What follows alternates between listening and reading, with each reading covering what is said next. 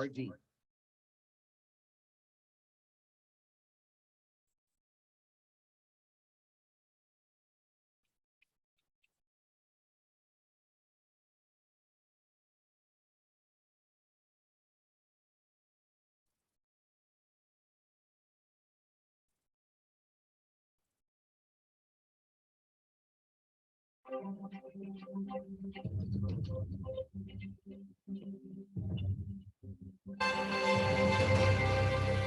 For the very first time, in March 2023, the Philippine Council for Health Research, PCHRD, will recognize outstanding individuals and institutions who became part of its journey in making Filipino lives better through health research.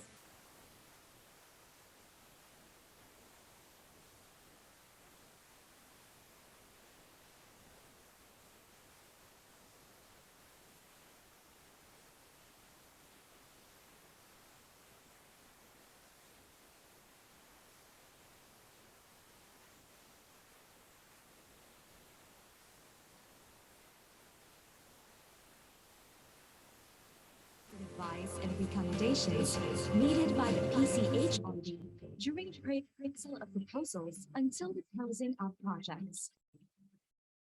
Outstanding Technical Working Group.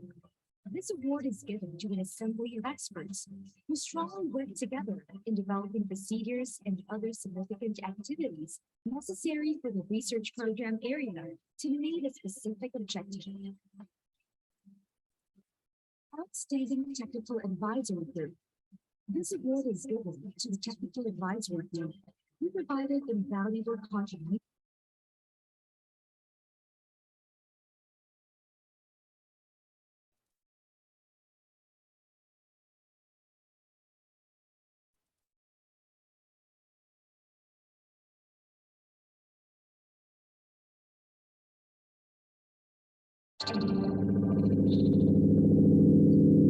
remarkable commitment, efforts, and accomplishments in transforming the regional health research community through health R&D.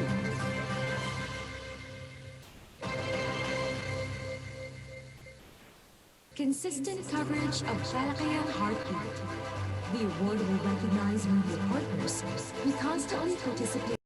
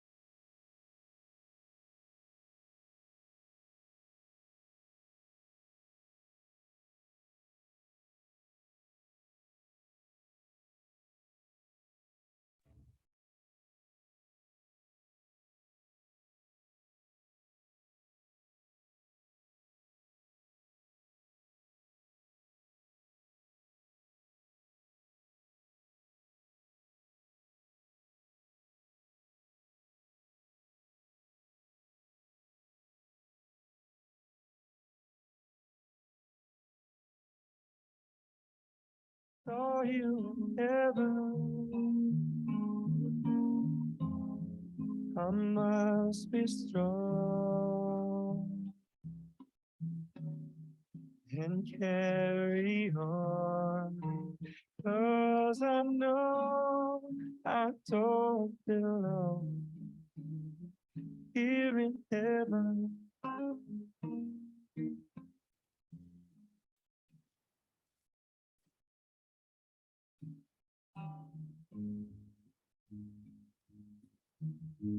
Would you hold my hand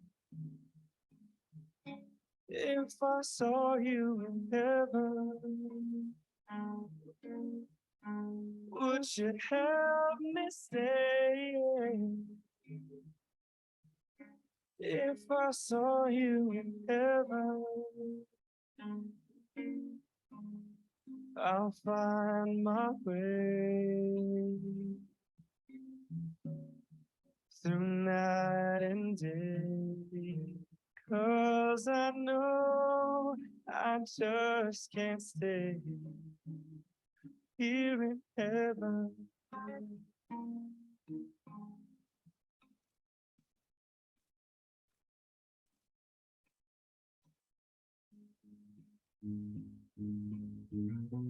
Time can bring you down, time can bend your knee.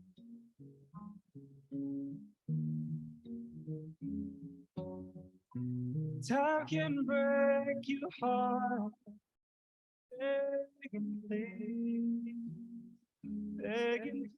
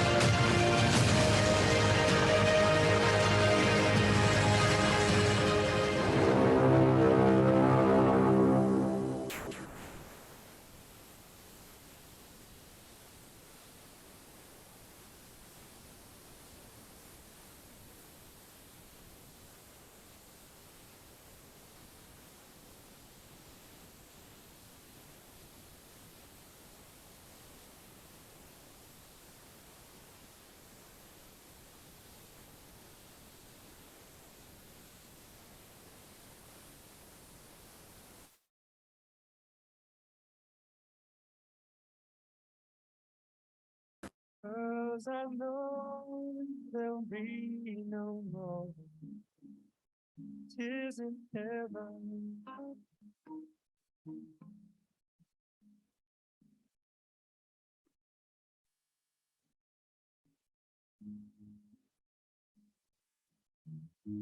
Would you know my name if I saw you in heaven?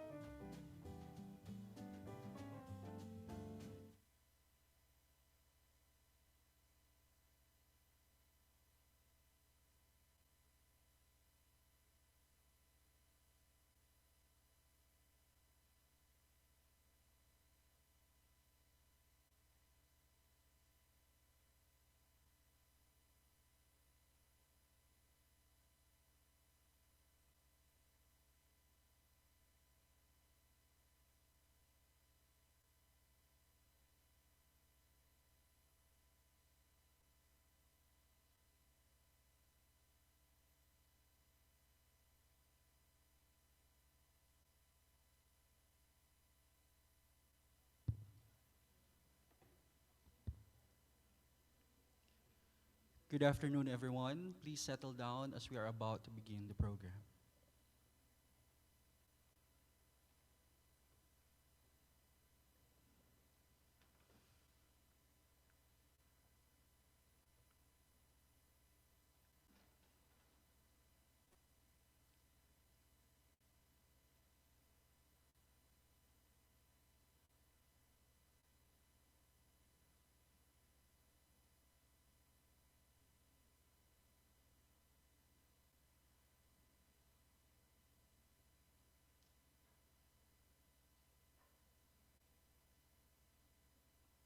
The oral research paper presentation is an actual annual activity of the Philippine National Health Research System Week that provides a platform for the dissemination and sharing of selected health research outputs from different regions in the country. It allows Filipino health researchers to showcase their research outputs and highlight relevant findings that can be used and adopted to further realize healthy Filipino communities. Mayap agat panapon kay Kayungan at Malaos, Copu, Central Luzon. Good afternoon, ladies and gentlemen, most especially those who are here at the Clark Marriott Hotel, as well as those who are watching via Zoom and Facebook Live. I am Professor Jed V. Madlambayan, the Research and Development Center Director and Guidance and Counseling Office Head of the Republic Central Colleges, your moderator for today's oral research paper presentation for the professional category. To formally start today's program, may I request everyone to please stand for the invocation to be followed by the singing of the Philippine National Anthem.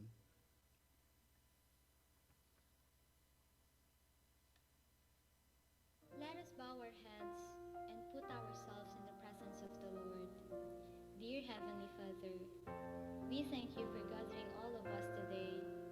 May you bestow your guidance and blessings so that we can enjoy and appreciate its significance in our lives. Bless everyone who are present here today, that each one of us may be able to share our knowledge, understanding, and wisdom for your glory and honor.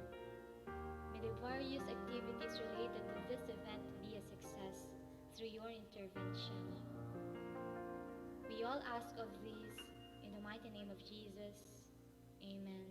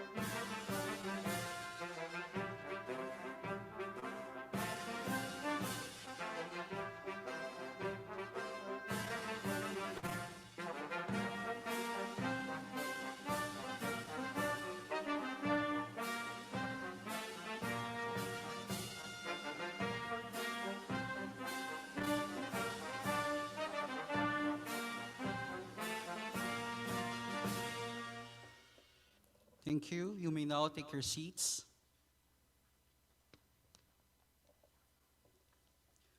With the team Health Research responding to challenges towards national recovery and resiliency, this year's PNHRS Week is co-hosted by the Central Luzon Health Research and Development Consortium. And to give us the opening message, may I call in its consortium director, Mr. Wilfredo F. Sibal.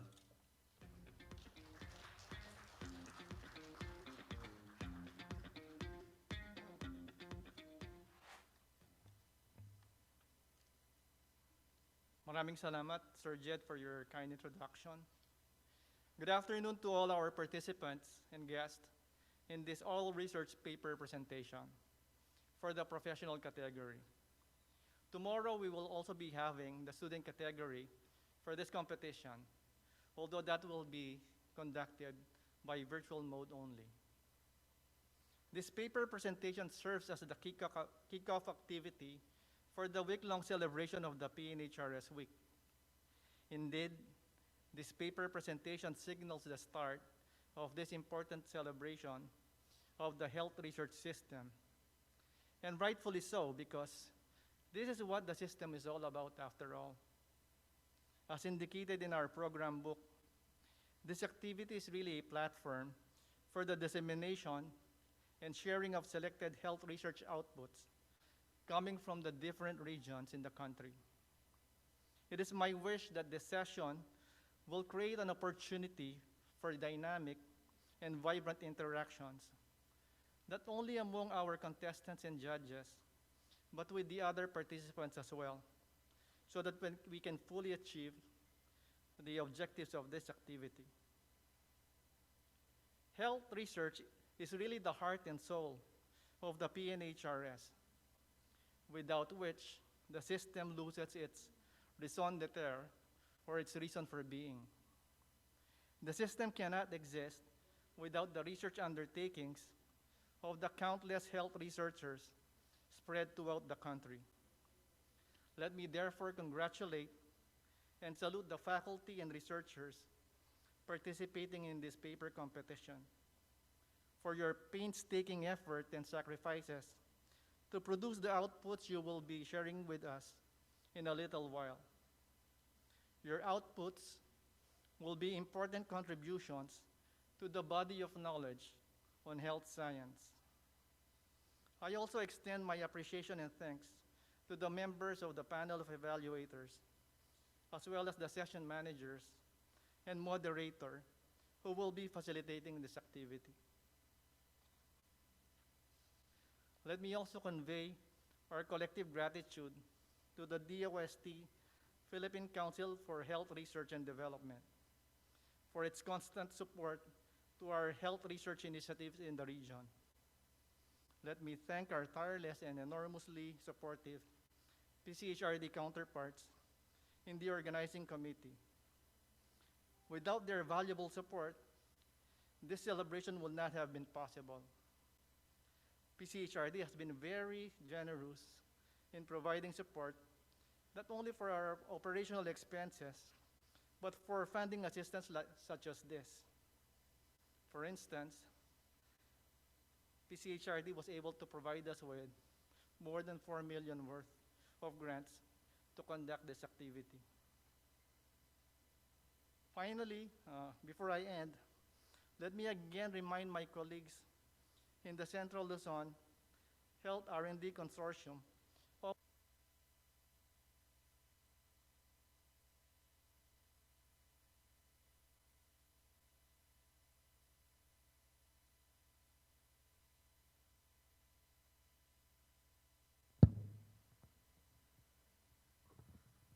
but to be actively involved and contribute your time, your treasures, and even your talents, so that we can all be proud later of the outcome of this national event. Let us all do our share in ensuring the success of this activity in our region. Thank you, and may we all have a lively, meaningful, and productive afternoon. Magandang hapon po sa inyong lahat.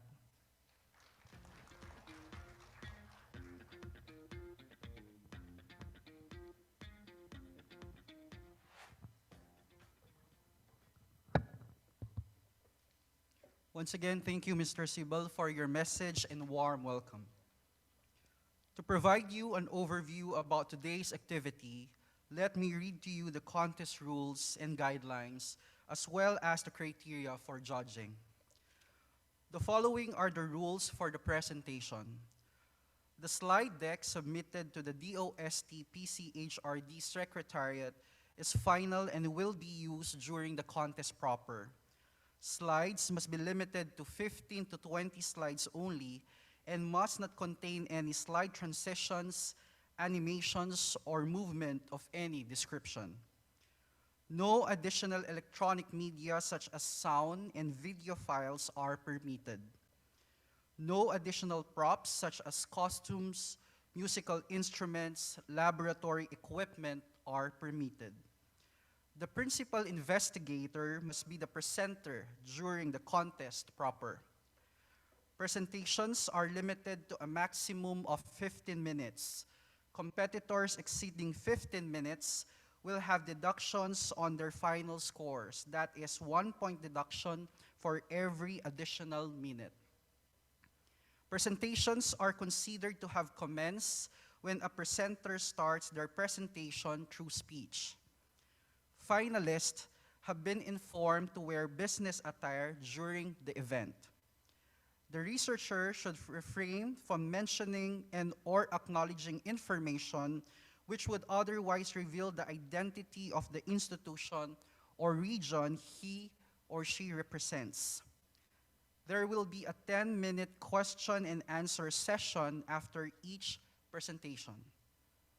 After all the presentations, an en-banc discussion with the Board of Judges will be conducted to deliberate on the entries and determine the top 3 winners.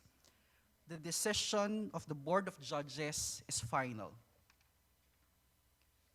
Our contestants for today will be judged using the following criteria: 40% for the presentation, which refers to the understandability and concise reporting within the given time frame. 35% for the format presentation, which is the clear description of the research and adherence to the prescribed format. And 25% for the researcher's salesmanship or the knowledge on the project, communication skills, and responses to judges' queries, for a total of 100%. For the information of our audience, we have 6 research studies that will be presented today to be evaluated by our distinguished panel of judges. Before proceeding to the presentation proper, allow me to introduce the members of the panel. Our first judge is a registered medical technologist and a registered microbiologist. She obtained her MS degree in microbiology, graduating as magna cum laude, and her thesis as summa cum laude at the University of Santo Tomas in 2001. Thereafter, she completed her PhD in molecular biology and biotechnology at the University of the Philippines in 2016. Currently, she is an associate professor and chair of the biology program, College of Science at Bulacan State University. I am pleased to introduce to you Dr. Merlene C. Cruz.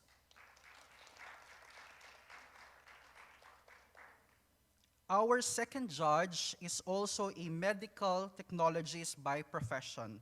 She obtained an MS degree in medical technology at the Philippine Women's University and soon completed her Doctor of Public Health at the University of the Philippines, Manila in 2009.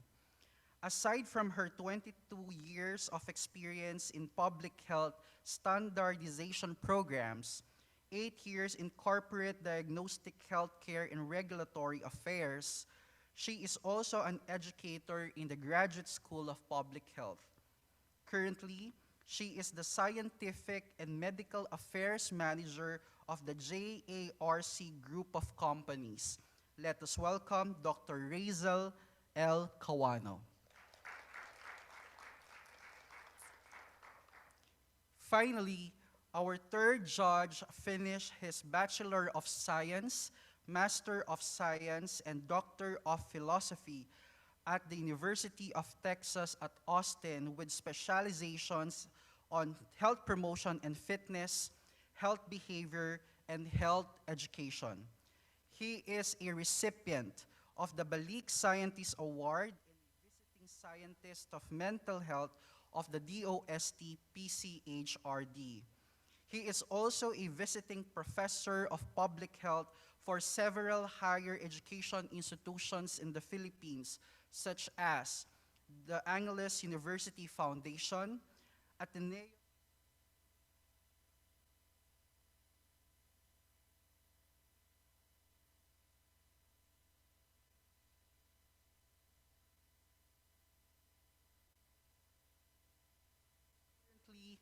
He is an associate professor and vice chair of the Department of Socio-Medical Sciences at the Columbia Mailman School of Public Health. Ladies and gentlemen, let us welcome the chair of the panel of judges, Dr. Christian T. Gloria.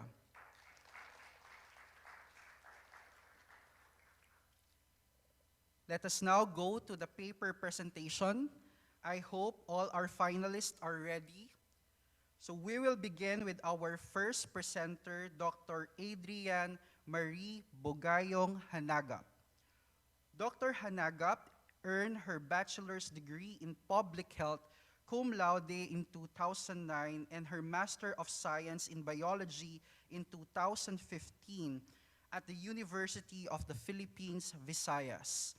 She obtained her PhD in Biological Sciences, Cell and Molecular Biology track at the School of Life Sciences, University of Nevada, Las Vegas in May 2021. She is currently an assistant professor at the Division of Biological Sciences, College of Arts and Sciences, University of the Philippines, Visayas. She will present their paper entitled TOBI and HMGB2 Interaction and Potential Role in Adipogenesis. Dr. Hanagap, your 15 minutes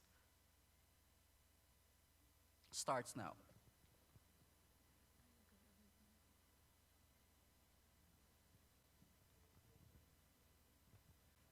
Hi, good afternoon, everyone. So I'm going to present to you our study entitled TUBI and HMGB2 Interaction and Potential Role in Adipogenesis. So obesity has been a global epidemic with increasing prevalence through the years. This problem is not only restricted in well-developed nations, as there has been a rise in the incidence of obesity in low and middle-income countries like the Philippines. This contributes to global health problem as obesity is associated with various conditions like cardiovascular disorders, cancer, and diabetes, making obesity as one of the leading causes of one of the leading risk factors of early deaths. So, obesity-associated genes have a very important role in the development of adipogenesis. For example, genetics play a role in the pathogenesis of obesity. And genes are actually modified by behavioral and environmental factors. So studying these obesity-associated genes will help us understand the underlying mechanisms and provide insights on potential therapeutic strategies. An example of this gene is TUB, which codes for the protein called TUBI. A spontaneous mutation in this gene causes obesity as well as retinal degeneration, hearing loss in mice, and in humans, the mutation causes obesity and retinal degeneration only. The underlying mechanisms promoting the development of these diseases are not clear. So the mutation rendered TUBI protein non-functional, and mice having these mutations are actually noticeably obese at around 9 to 12 weeks, even though they do not overfeed. These mice exhibit mislocalization of receptors for melanin-concentrating hormone and somatostatin in their brain, and they have systemic defective carbohydrate metabolism. They are also insulin resistant, but they are hypoglycemic. So TUBI is expressed in the adipose tissues, but its expression is downregulated as adipogenesis progresses. TUBI in the humans are also associated with increased carbohydrate intake and weight gain, but their exact mechanisms in adipose tissues or their role in the development of adipogenesis and regulation of peripheral energy balance are still unknown. So, in order to understand more about the function of TUBI, our previous lab actually performed screening for TUBI interacting proteins. And we identified HMGB2, or high mobility group B2 protein, as one of these proteins binding to TUBI. So why are we interested in HMGB2? It is a transcription factor, or a protein that regulates expression of other genes. It is also important in differentiation of various cells, like the fat cells. So it was recently identified as a pro-adipogenic factor that promotes the differentiation of mesenchymal stem cells to become mature adipocytes and promotes ectopic infiltration of these cells in rotator cuff injury. HMGB2 is also associated with maternal obesity as well as pro-inflammatory factors. So this is important in development of obesity also. That's why we are interested with HMGB2. Now, adipogenesis is a very important process in the regulation of systemic energy balance.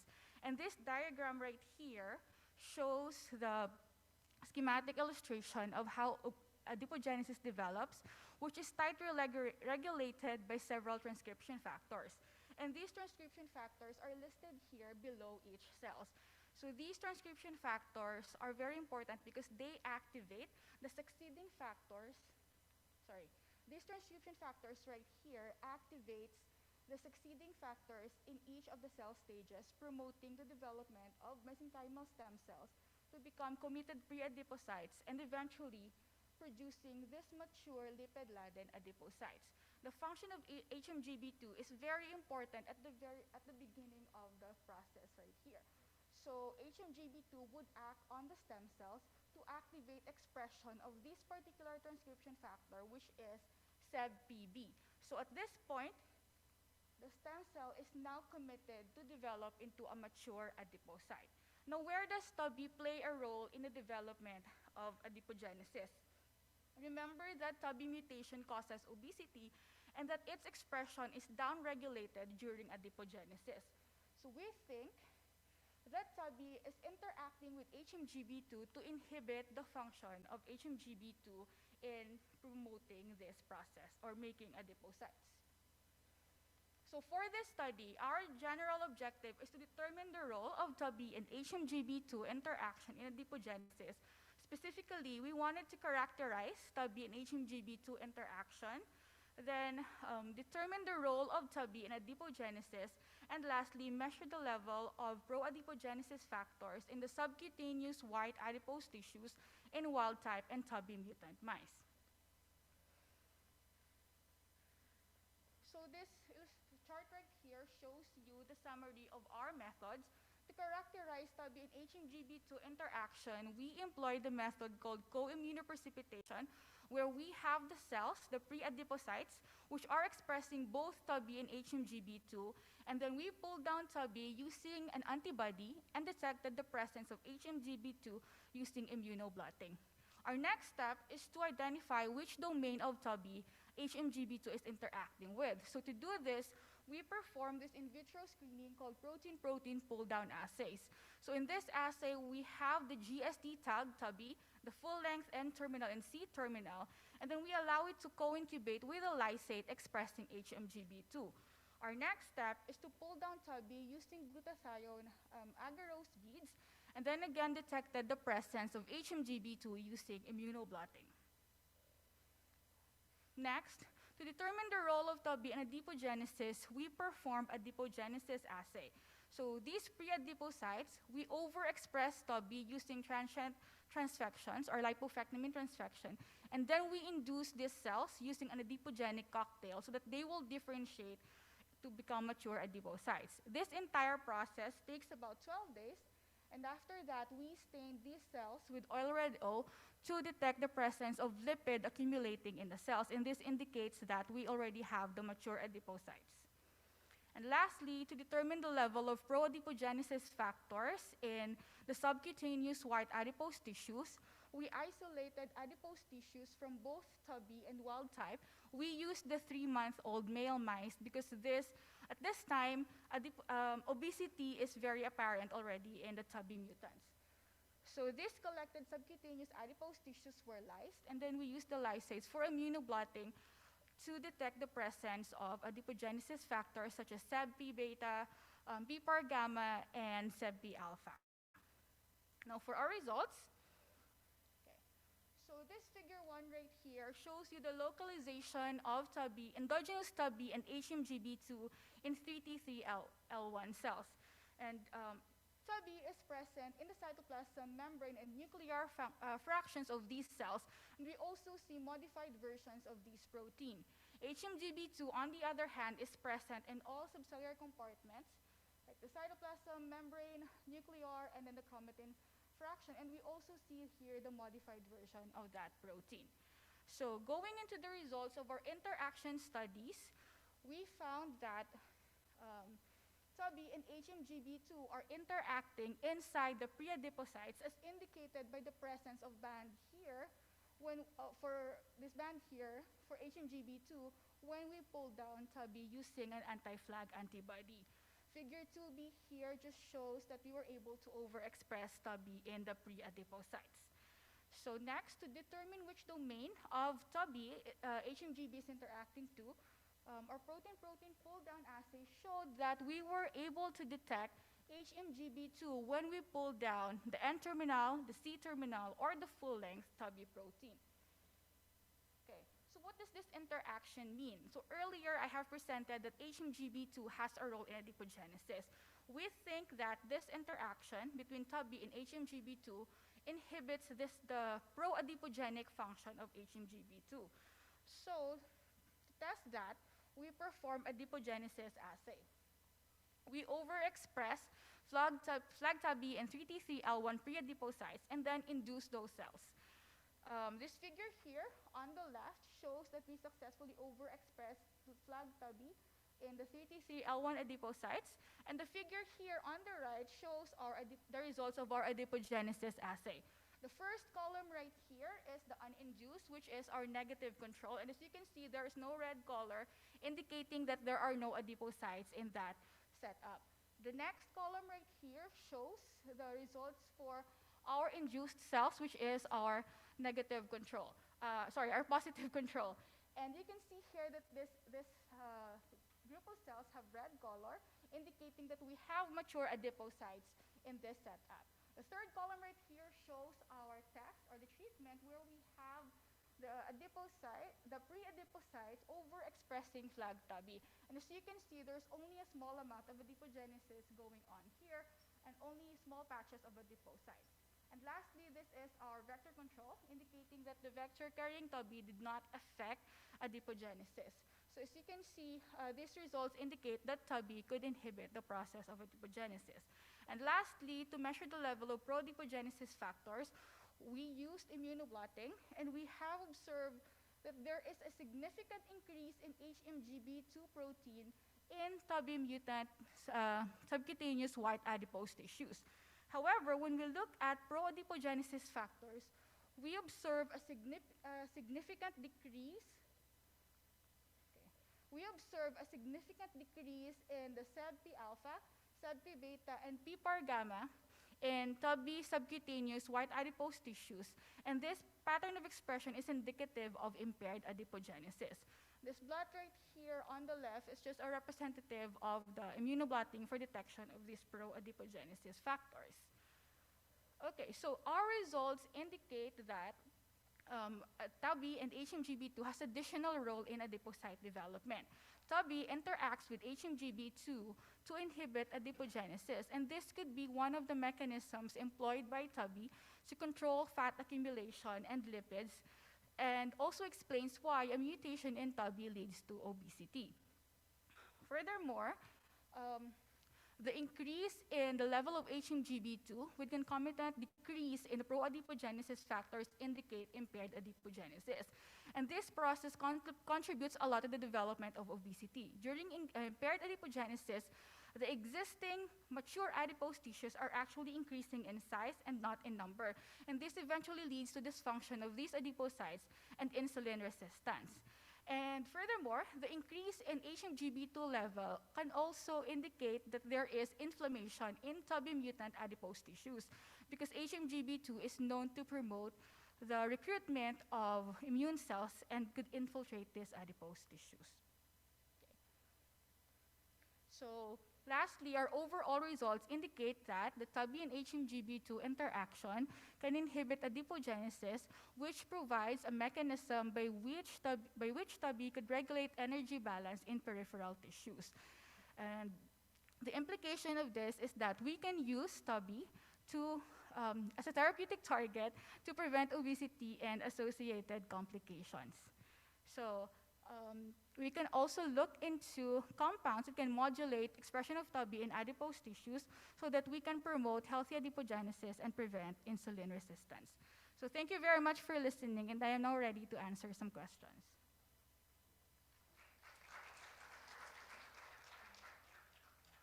All right, so thank you, Dr. Hanagap, for your presentation. The floor is now open for questions from our judges. Judges, please be reminded that we only have 10 minutes for the question and answer. So we will start with Dr. Cruz, to be followed by Dr. Kawano and Dr. Gloria. Hello, good afternoon. Good afternoon, Doc. First, I'd like to congratulate you and your group for this kind of research and for, of course, being the representative from your region. We appreciate actually the presentation, especially the diagram showing the simplified pathway, how the TABI gene interacts with NGMB2. So it's something that I was looking for when I was reading your paper because I did not see that diagram. And also, we appreciate the detailed discussion on the methods, how you perform the experiment. So, well, with regards to the question, we were reminded earlier that this is not going to be harsh anymore. Okay, so we're going to be gentle since, of course, everyone here, I mean, all the presenters have already undergone thorough evaluation, okay, previously. So ours would be additional clarification, okay? So one of the clarifications that I have, what stimulates the expression of the TABI gene? That is a really good question because up until now, we don't know what's the upstream regulator of TABI gene. However, in adipocytes, we know that insulin action can actually promote translocation of TABI in the nucleus, but as to how TABI is actually produced in the cell, there's no study indicating that. Yes, because in other studies that I have encountered, this TABI gene is actually expressed both in obese and non-obese people. Yes. And since this shows a very good interaction with this HGMB2, which could actually promote adipogenesis, then we might, of course, consider what stimulates the production and expression of TABI gene, especially if you are trying to use it or utilize it as a target in preventing Yes. adipogenesis. Now, as a follow-up question, I think, do I still have time? One last question maybe. If you intend to use this TABI gene as a target to prevent adipogenesis through interaction with HGMB2, then what specific mode of modulation probably do you intend to work on in the future? That's all. Thank you. So for this one, it would be really good if we know the extent of this TABI and HMGB2 inhibition, because as of now, we only know that the inhibition is through inhibition of adipogenesis. We can look, as I mentioned earlier, we can look into compounds that actually modulate the expression of TABI and adipocytes. Another thing we can look into, we were actually thinking before is, we can look into the role of RNA silencing in order to either silence HMGB2 or something that could promote TABI expression in adipocytes. Okay, that's all. Thank you.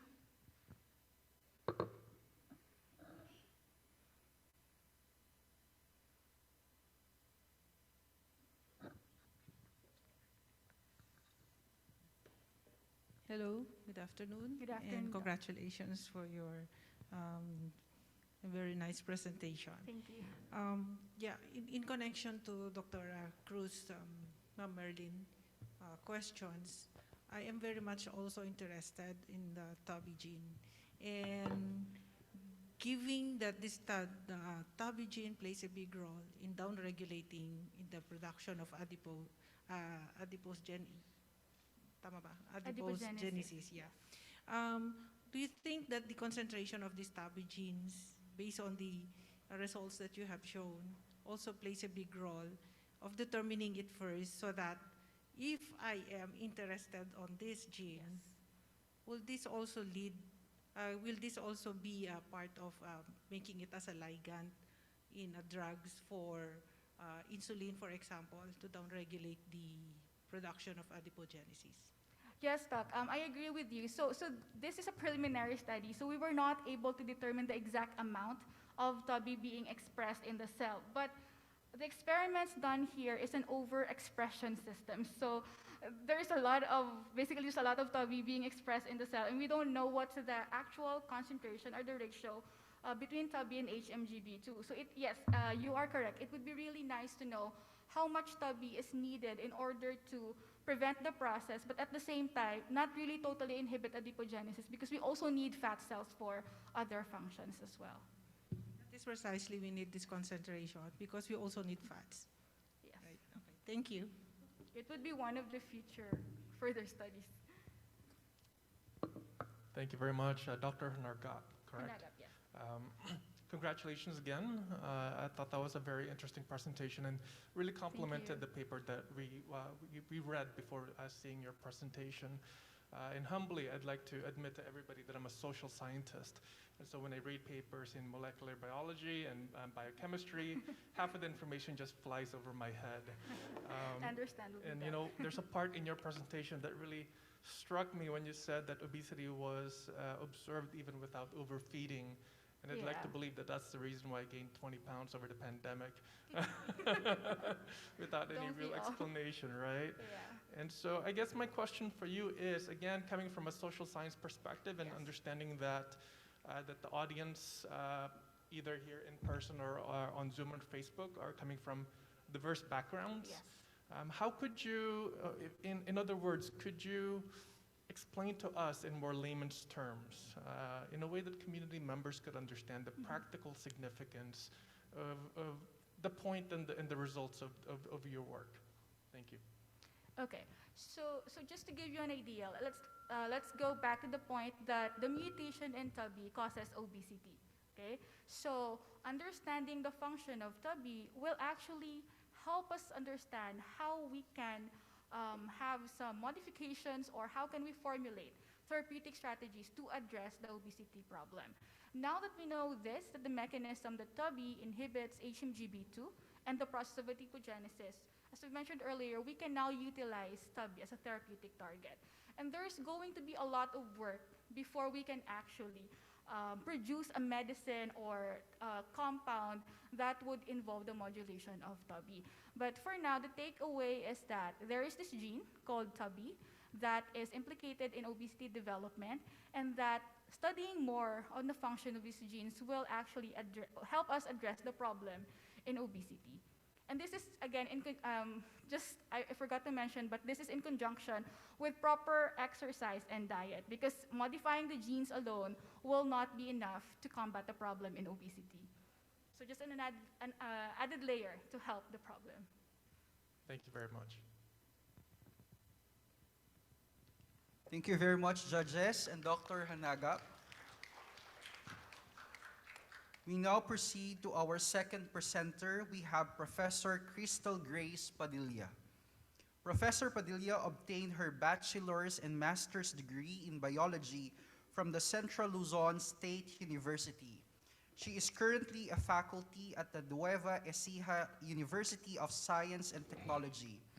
She is actively involved in research endeavors and enthusiastically participates in various scientific fora, conferences, and conventions wherein she presents her works concerning her research interest in the field of pure and applied biology. Today, she will present the research study entitled In Silico Study of Ayapana Triplinervis Bioactive Compounds Against Quorum Sensing System of Pseudomonas aeruginosa. Professor Padilla, you may now start your presentation. Good afternoon po. Antibiotic resistance to pathogenic strains of bacteria is a global threat due to inappropriate use and misuse of the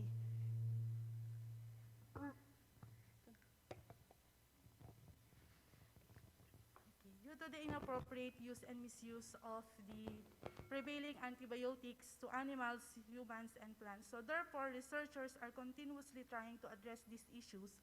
And this is the reason why we conducted this study entitled In Silico Study of Ayapana Triplinervis Bioactive Compounds Against Quorum Sensing System of Pseudomonas aeruginosa.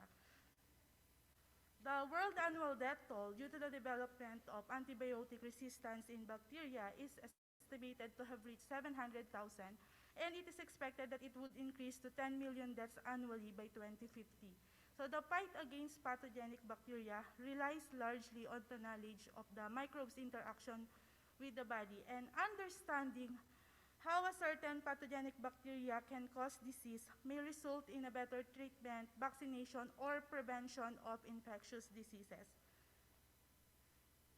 One of the promising approaches is to target bacterial cell-to-cell communication, or commonly known as quorum sensing. So this is the process that bacteria use to sense information from other cells. And this intra or intercellular bacterial cell communication is mediated by extracellular signaling called autoinducers. So more than 70 gram-negative bacterial species have been documented to utilize N-acyl homoserine lactone as their autoinducers. So in this figure, it shows that at a certain cell density, or as they reach their quorum size, the quorum sensing will be fully activated, leading to the mediated expression of quorum sensing target genes. So in the list on the right-hand side are the examples of the quorum sensing regulated phenotypes such as the production of virulence factors, antibiotic resistance, and formation of biofilm. The development of alternative method to control and prevent bacterial infections is by disrupting quorum sensing that can trigger pathogenicity in Pseudomonas aeruginosa. At least 3 intertwined systems can affect the ability of this bacterium to cause disease. So in this figure, it shows that 2 of this system is the LAS and the RHL, which rely on the production of N-acyl homoserine lactone. And LAS-R, it can control the production of some of the virulence factors such as the production of LAS-A protease, LAS-B elastase, and alkaline protease. And the third quorum sensing system of Pseudomonas aeruginosa is PQS, which relies on Pseudomonas quinolone signal, which is synthesized via the PQS-ABCD gene in the PQS-ABCD operon, which is responsible for the synthesis of 2-heptyl-4-quinolone or HHQ. PQSR is activated by this PQS and HHQ, leading to the positive activation of some of the virulence factor, such as the pyocyanin, which is the leading virulence factor in cystic fibrosis, and also the production of lectin and elastase. While PQSD catalyzes the final phase in the production of this HHQ. So therefore, it is important to target these critical proteins of the quorum sensing system of Pseudomonas aeruginosa with an anti-quorum sensing compounds. Because of the significant role of quorum sensing in the regulation of hundreds of virulence factors in Pseudomonas aeruginosa, significant efforts have been made to discover molecules that can inhibit quorum sensing in this organism. So one of the potential sources of bioactive compounds is ethnobotanicals, and one of the listed ethnobotanicals in the Philippines is Ayapana triplinervis, which is broadly used as traditional medicine. And also this study is in line with one of the research priorities of the NEURA, which is to identify and standardize natural product as herbal drug for multi-drug resistant infections.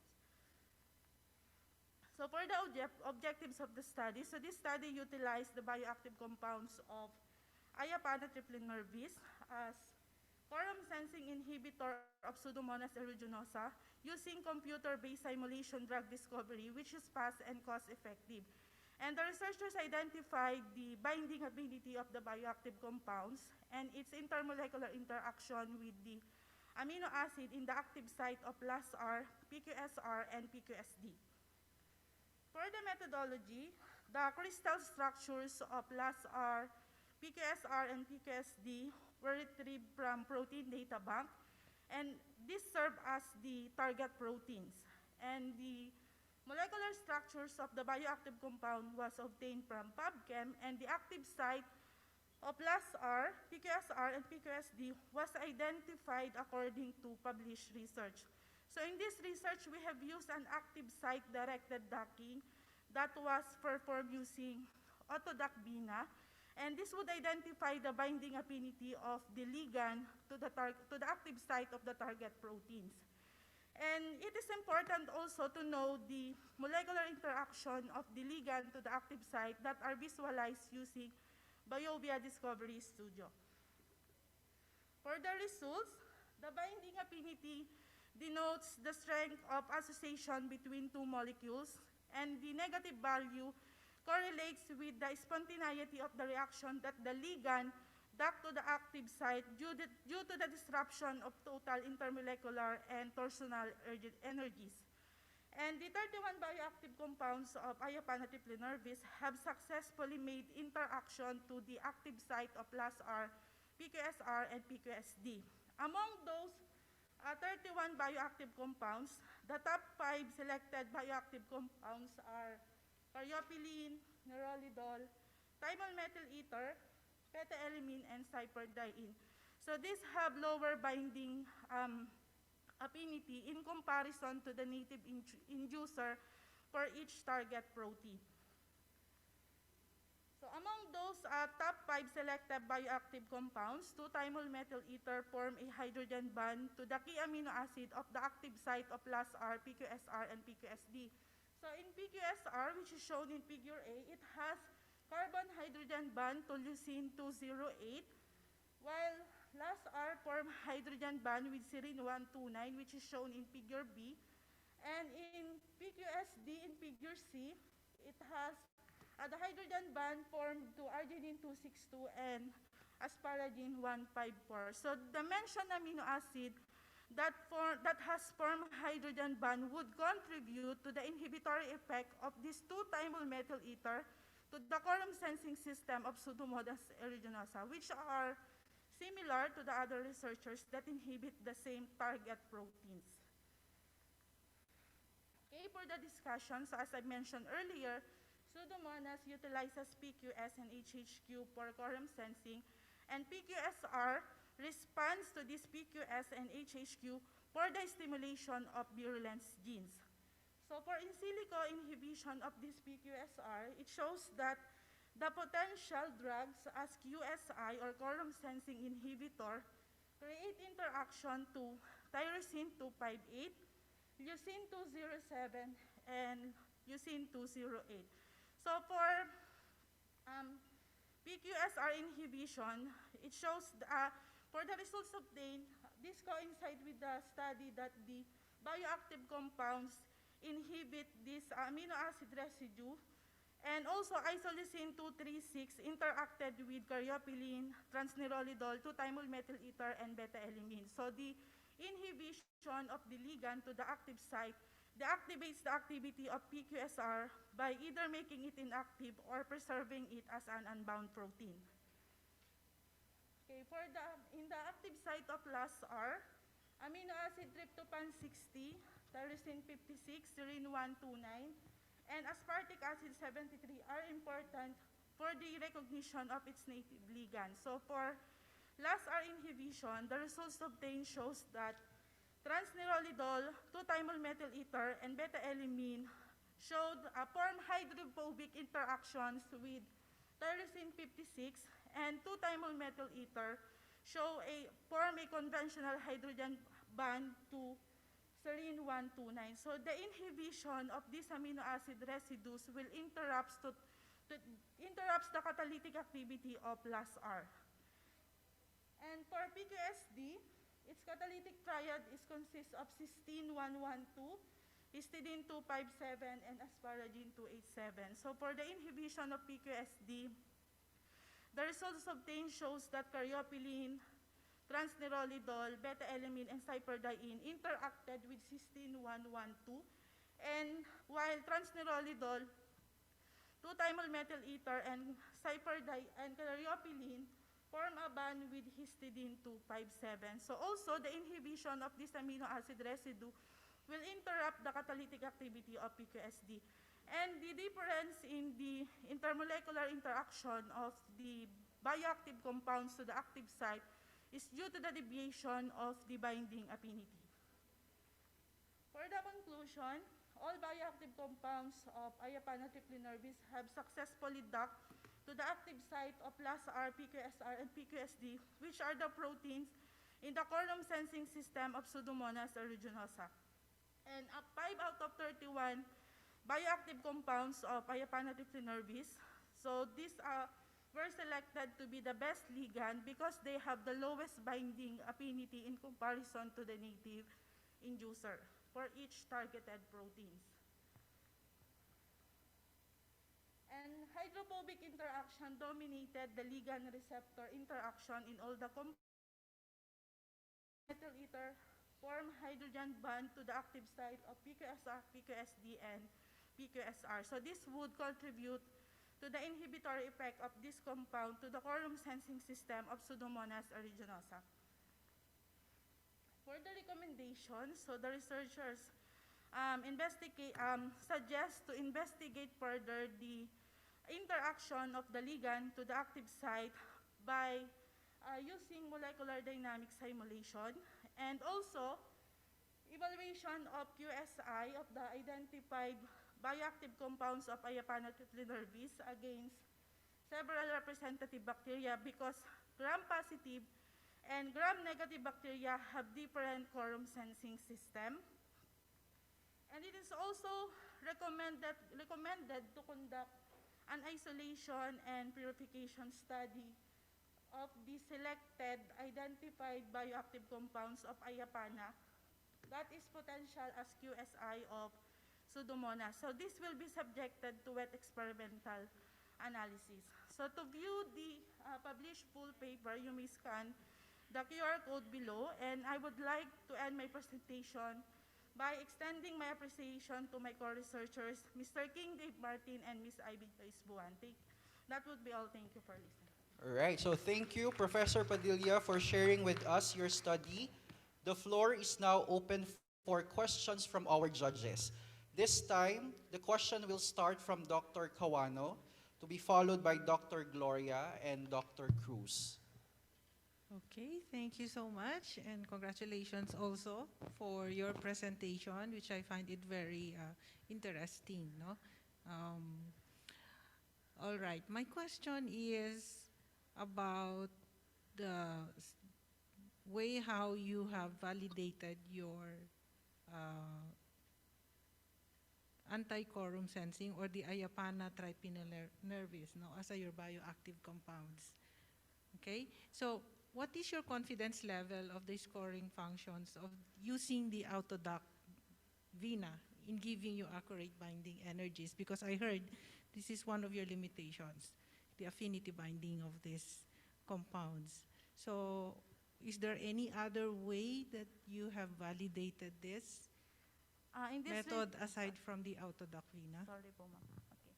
So in this research po, we did not validate the confidence level because we are only focused to the interaction of the ligand to the active site. And in terms of validation of the different interaction that would occur with the ligand and the active site, so that's why we recommended to conduct a molecular dynamic simulation. So this would identify the different process that would occur, or even different conformational changes in the interaction of the ligand to the active site, which is actually under phase 2 of this study. Okay, I think that's all. Thank you, Dr. Padilla, and congratulations as well. As a reminder, as a social scientist and as a public health professional, naintindihan niyo. Uh, it makes me worry and wonder about the translation of research and the practical implications of that to all potential stakeholders, right? And so similar question really, and maybe a request as what I asked from the earlier presenter on how could you paraphrase it in a way that it would incite some emotional significance on the audience members who might be coming from different levels of education and training and field of study. So can you help convince me? I know that the work that you do is important, not only for the Philippines, but as a global community in terms of antibacterial resistance and looking into how the Philippine biodiversity can contribute to all of that, right? So could you explain everything that you've said to my mother, who's a banker, in a way that she can understand? And how could we, there's multi-questions in my question, I apologize. I'm thinking out loud. What do you think we could do so that we could be, as scientists, better at translating a research to the community and other stakeholders in other fields? Thank you. So for the first question po, Doc, this study, instead of using conventional antibiotics, which is to kill the bacteria, so this kind of research will not affect or will not give selective pressure to the bacteria, which will cause mutation, and later on, it will cause the antibiotic resistance.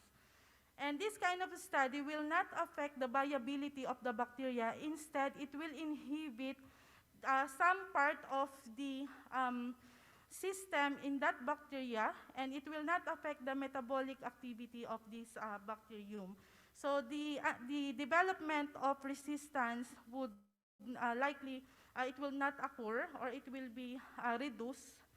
And for the dissemination of information of this kind of research, first as a instructor, I included this in my microbiology subjects from where my students can understand this global issue in an easy way.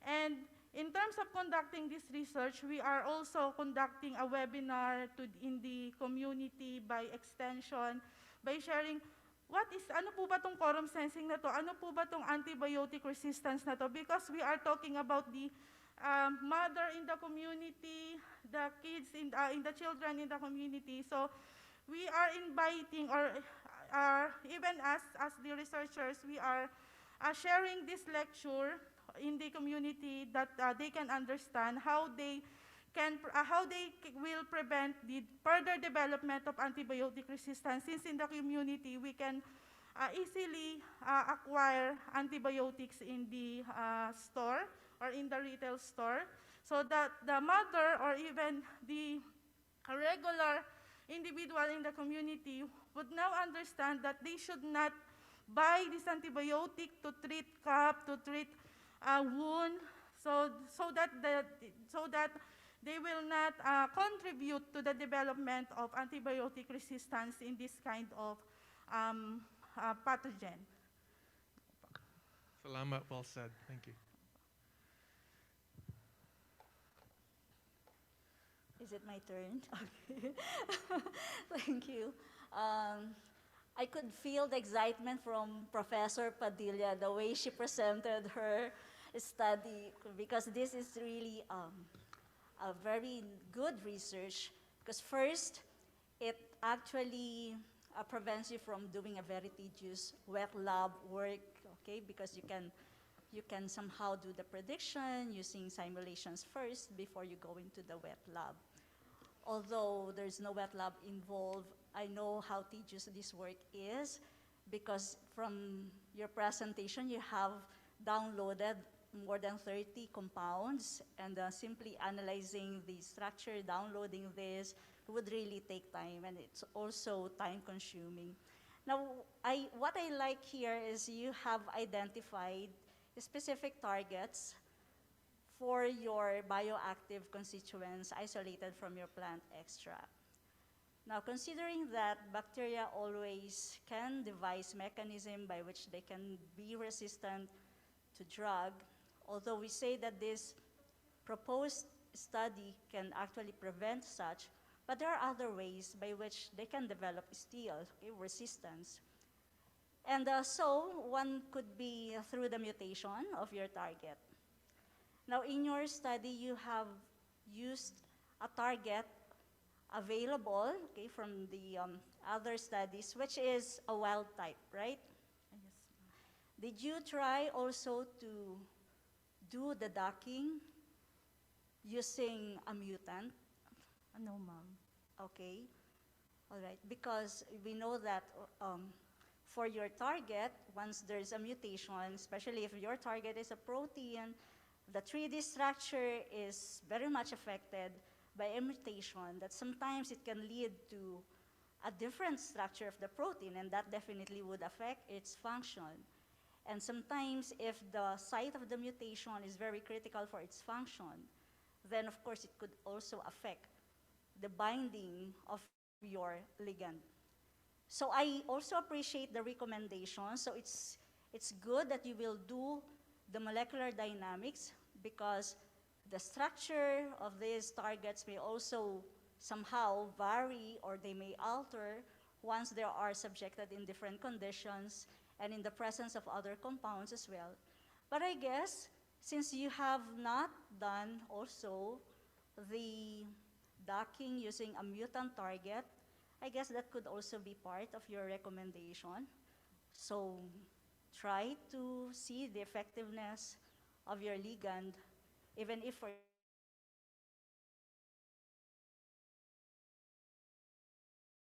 in other studies. So for these targets,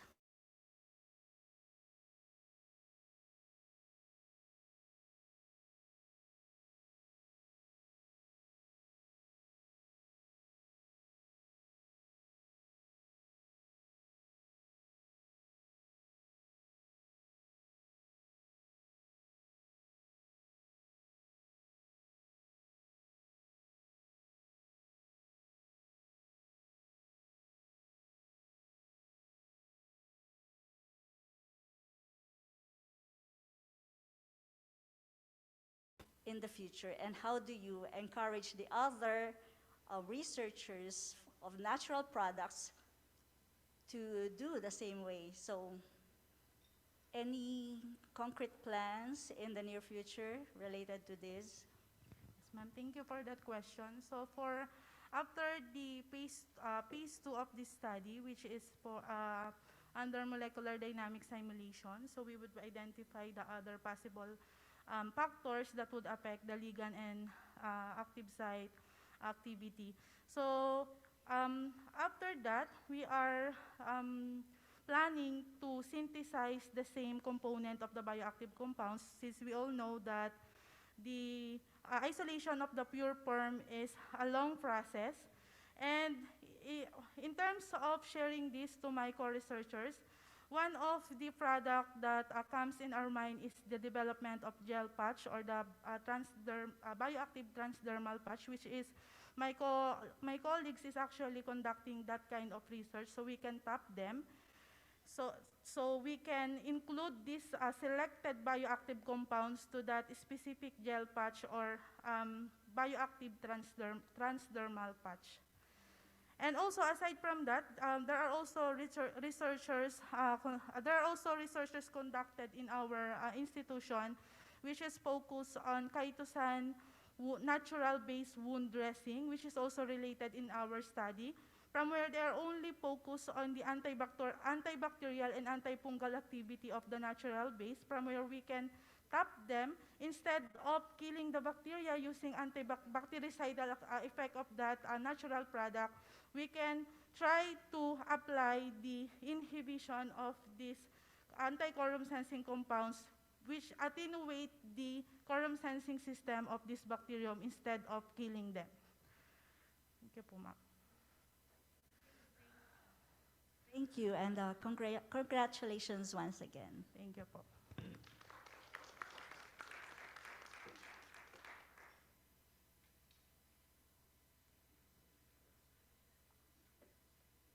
All right, now, on to our next presenter, we have Professor Jinky Marie Chua. Professor Chua is a graduate of the University of the Philippines Manila's Industrial Pharmacy Program and a PhD candidate in chemistry education at the University of the Philippines Open University. She is currently the research coordinator for the College of Allied Health Sciences at Cagayan State University. Her publications, articles, and creative works have been published in the fields of natural products and formulation. Today, she will present the research study entitled Wound Healing Activity of Ointment Infused with Aqueous Extracts of Donax caniformis and Chlorophytum comosum var. Variegatum.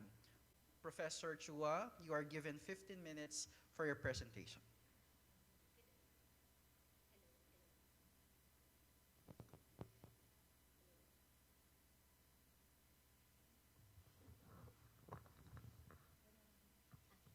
Good afternoon, everyone. I'm Jiki Marie Chua, and today I'll be presenting our study entitled Wound Healing Activity of Ointment Infused with Aqueous Extracts of Donax caniformis and Chlorophytum comosum var. Variegatum.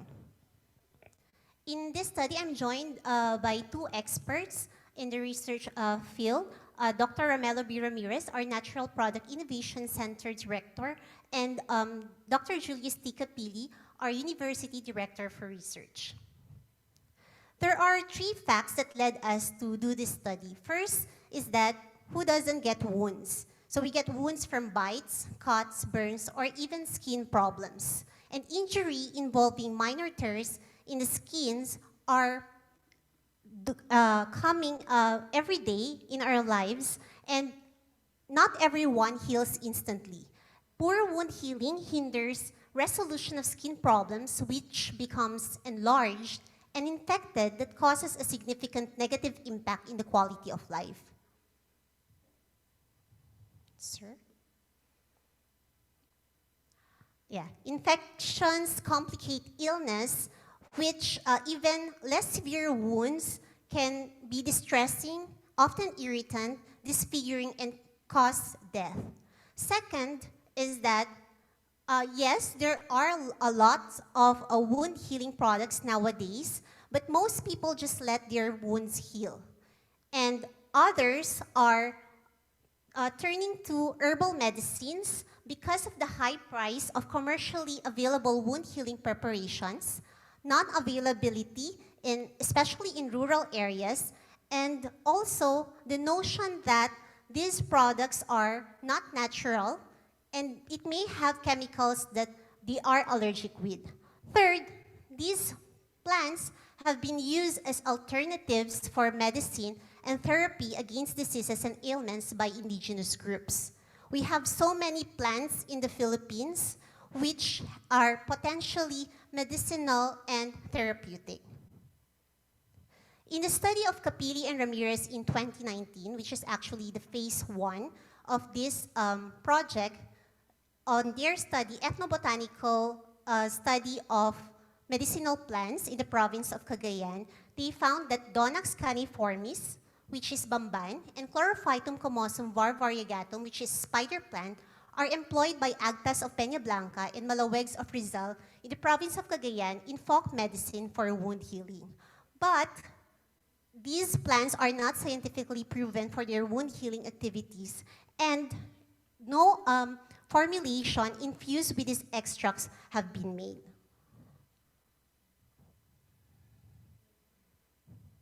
Hence, this study is to develop an ointment infused with aqueous leaf extracts of Donax caniformis and Chlorophytum comosum var. Variegatum and evaluate its wound healing activity using animal models and compare it with the commercial products.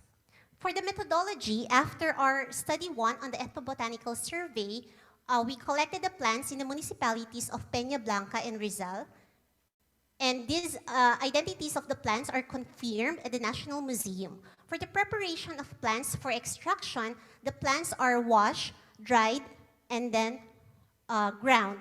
For the aqueous extraction, 5 milligrams of the ground plant material is mixed with 200 ml of distilled water.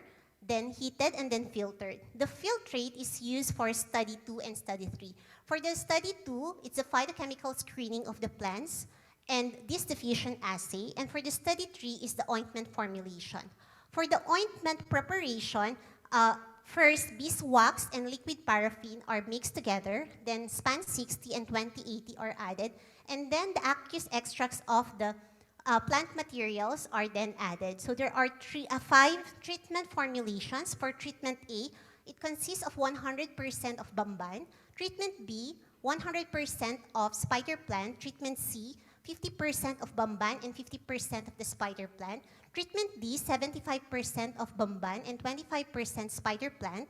Treatment E, 25% of bamban and 75% spider plant.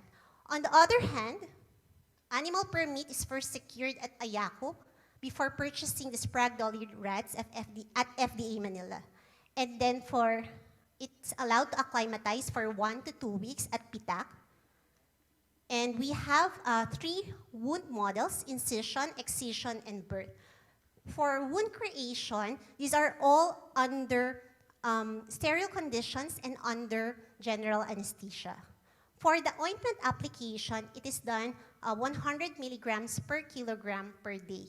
And we have also a positive control, mupirocin for incision and excision, and silver sulfadiazine for burn wound models. And we have the negative control, the ointment base. For the evaluation of wound, we use a percentage wound contraction. So we monitored the reduction of the wound every 2 days, and using a transparent sheet, and then transferred it to a graph paper. So these are some documentations of the collection and preparation of plant materials, aqueous extraction of plant materials, ointment preparation, creation of wound, and ointment application. So this study shows the summary of results of the phytochemical screening of spider plant and bamban. It shows that saponins, tannins, phlebotannins, coumarins, flavonoids, and quinones are present in both spider plant and bamban. For spider plant, it also contains terpenoids. All these secondary metabolites are found to have wound healing activities.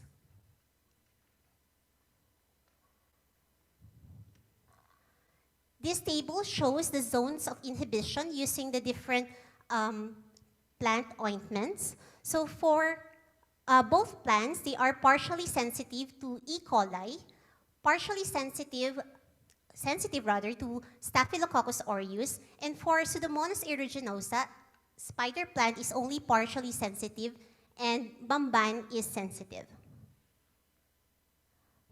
For the percentage wound contraction for excision wound model, it can be seen that among the treatments with plant extracts, 50% bamban and 50% spider plant showed the fastest rate of wound contraction at the day 12. And one-way ANOVA shows that there's no significant difference between the plant extracts and the positive control.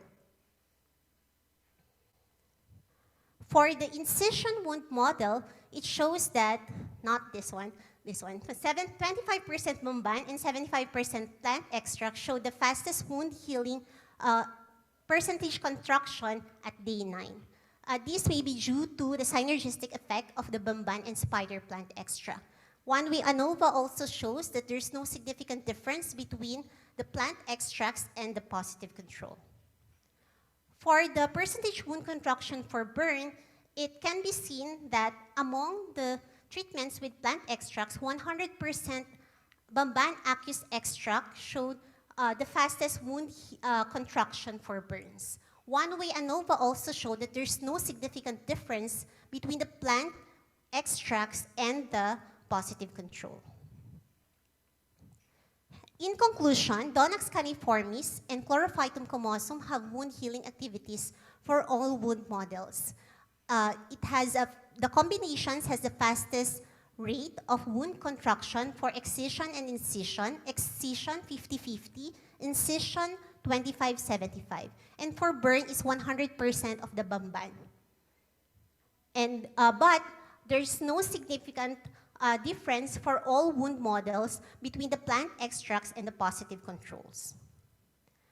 These are recommendations of our study due to the limitations of our study. First is the optimization of extraction method using ethanol and methanol solvents to extract more secondary metabolites, quantitative phytochemical analysis, ointment physicochemical evaluation and stability test, ointment cost analysis, dermal toxicity, tensile strength, and histopathological studies of the granulation tissue for the incision wound model, type of wound closure and free radical scavenging activity for the excision model, and in all models, hydroxyproline content in a scab is recommended.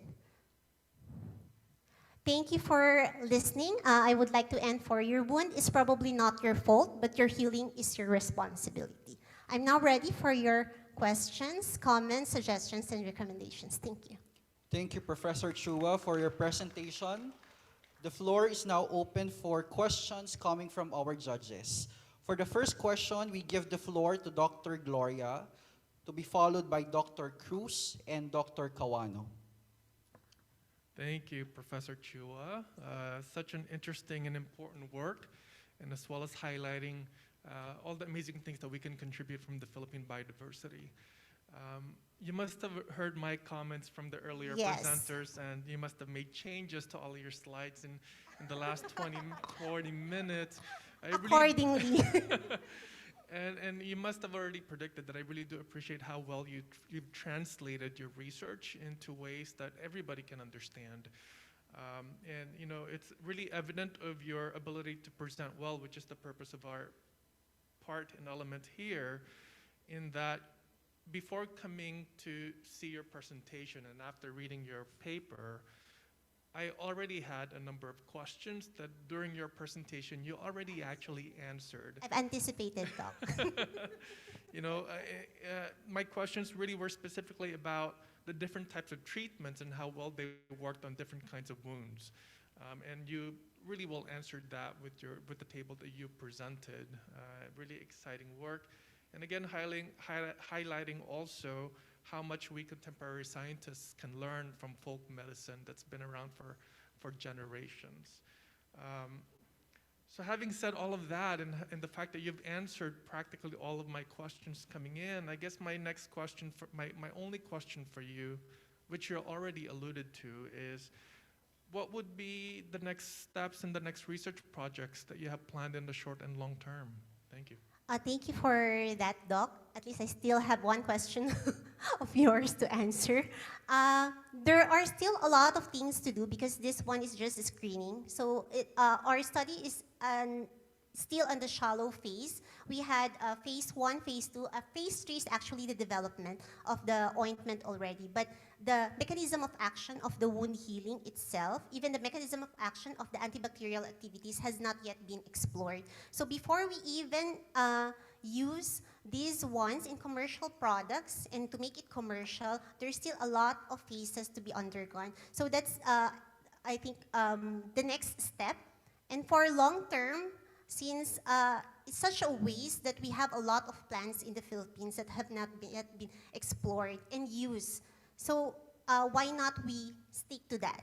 So for translation part, Doc, because yes. So as simple as that, because this is a part of a large program, we've screened so many indigenous plants, and this one is only on the wound healing that we got from the 2 IP groups, and that is translated to a product, and then it will have other phases yet to be done. Thank you, Paul. Thank you. Dr. Cruz. Good afternoon, Doc. Dr. Chua, and congratulations also for this very interesting presentation. So this is really something that interests me because I also work with natural products for so long. And with the presentation, okay, I have no question with regards to your method, but I just want to clarify on one thing because I've seen in the paper that you have actually excluded the infected animals. So after they have wounded, so those that were observed to have infections, so they were already excluded. Now my question is, wouldn't it be more interesting if your ointment would also have an antibacterial activity at I the same time, aside from the wound healing activity? Actually, Doc, it goes hand in hand. Actually, no, our antibacterial assay, the distribution assay, was already phase 2. It's not included in the paper, but I think I've touched it sa aking presentation. The phase 2, the phytochemical screening and the distribution assay. Then I showed the table for the distribution assay at 100% Bamban ointment and 100% of the spider plant ointment. Although in the phase 3, we only focused on the wound healing, we did not check already the antibacterial of the different treatments. Yes, but the point is, you have used in vitro assay. That's what I meant. I mean, Yes, right? in vitro. You made use of, I suppose there are control strains of E. coli and Yes. other organisms. Now, what I was trying to say, for those infected animals, yes, those that you do not know which bacteria infected them. Yes, right? yes, Doc. Yeah. Actually, it has been practice that for in vitro, we only test for the antibacterial property, we only test in vitro, and for the wound healing for the in vivo. But that Yes. is a very good suggestion that we also touch on. I think that would be a new one for us, that for those with infected animals, that's we it. also test the product that we have. Yes, that's Yes what po. I was actually trying Yes. to look into the paper. You can actually have two groups, right? So those animals that have been wounded and did not get infected and no infection, and then another group for those animals which get infected, and then you'll give the same treatment. So I think that would be more interesting if you have that Yes, group. I do agree, Doc, Yes. but I think we're not yet on that phase. So I will suggest that we we do that Yeah, that instead. should be part of the recommendation. Yes, that's a good recommendation, Doc. Thank you po. You're welcome. Thank you also. Thank you. Naimbangal daw. Naimbang nga aldaw, Doc. Aldaw ba? O hapon nga pala. Okay. Follow-up questions lang from Dr. Merlin Cruz. You have shown, and even you have written in your paper, that you have used these mice, right? Sprawler rats. And you challenge them by having this wound, right? Yes, Doc. Okay, so follow-up question lang dun sa kanya kasi you have incised this rat and observed them if there are some healing by using this. So that is what you mean the in vivo na. In vivo, yes, Doc. Okay, in vivo. So have you ever observed these animals? Because I don't see, you have not mentioned any control group, but you have mentioned reference group in your paper. Yes. So can you describe what is this reference group, and did you treat them the same way or differently by using, what do you call this, the reference group that are, let's say they are non-specific pathogen or they are not even exposed, and those that are, they have this natural healing without being Yes. treated. So Yes. can you describe that to us? Thank you, Doc. So as part of our protocol, we always have the reference group wherein we use it as the negative control. We give the same treatment as those with the treatment and the positive control. For the negative control, we give the ointment base. So it's the ointment without the plant extract so that we can see if it is healing through the true natural healing, and it differs with the positive and the treatment groups po. And it was also recorded from that control na the healing process is Yes, Doc. being Actually, observed. it's in the tables po.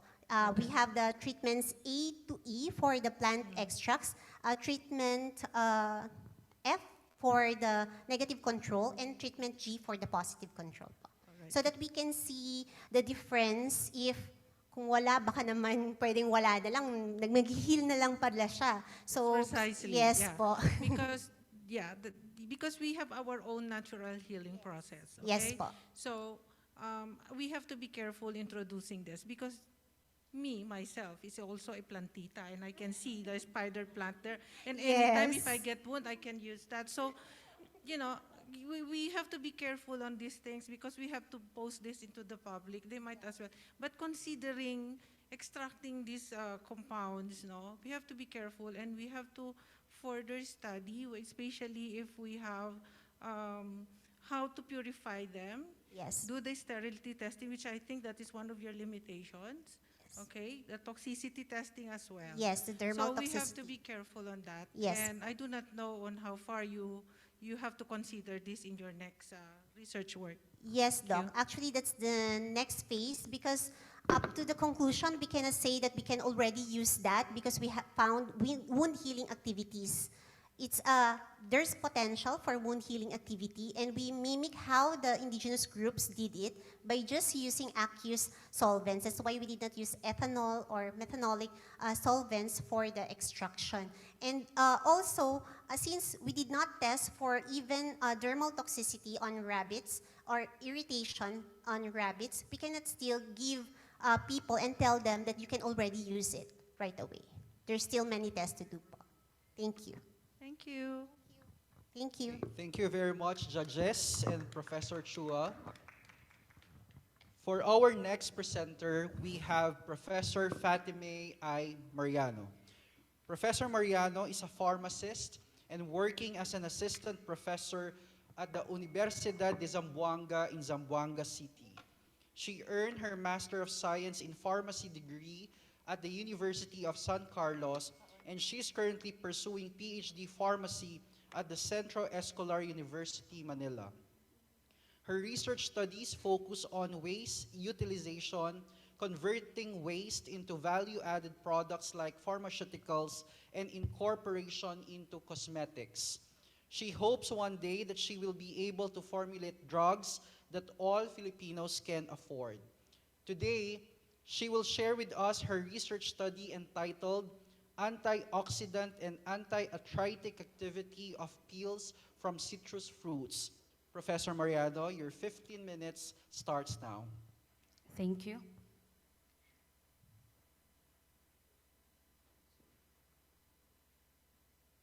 My slide, please.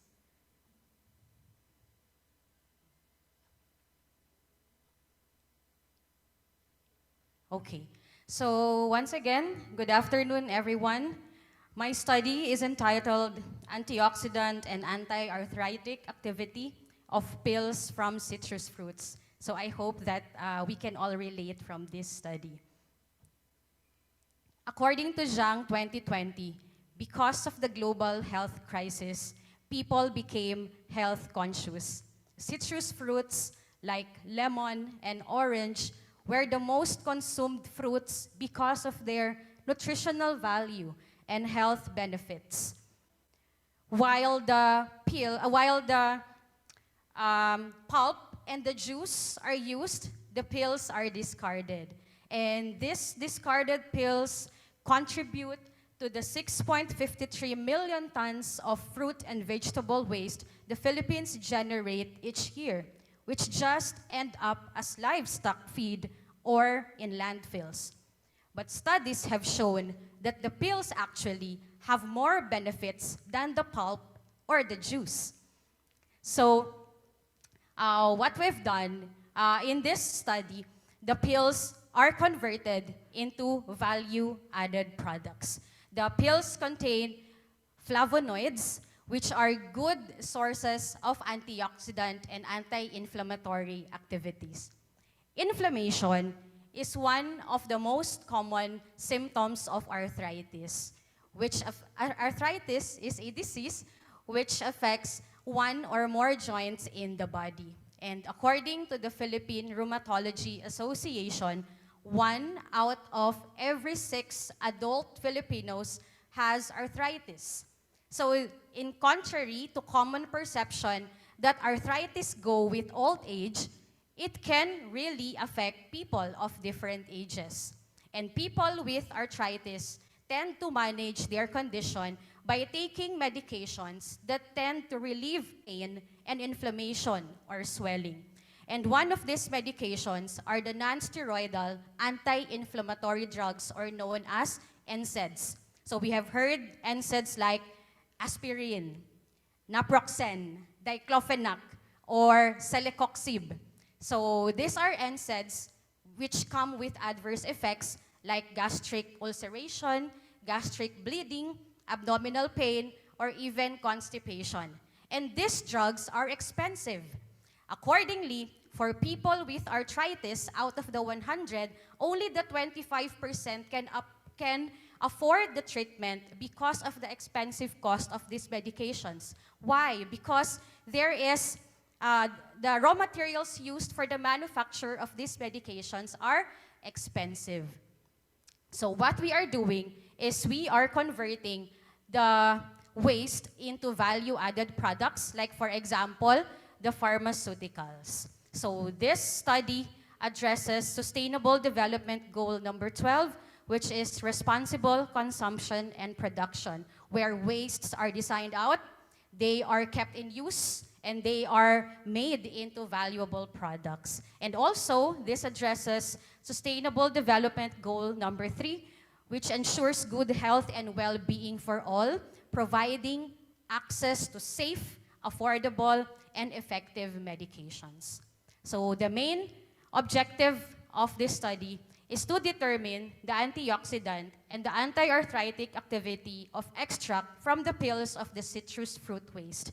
Specifically, we aim to determine the phytochemicals still present in the peels, even though they are already regarded as waste, and also determine the total flavonoid content of the peels. And lastly, to evaluate the antioxidant property of the pills, and last one is to evaluate the anti-arthritic activity.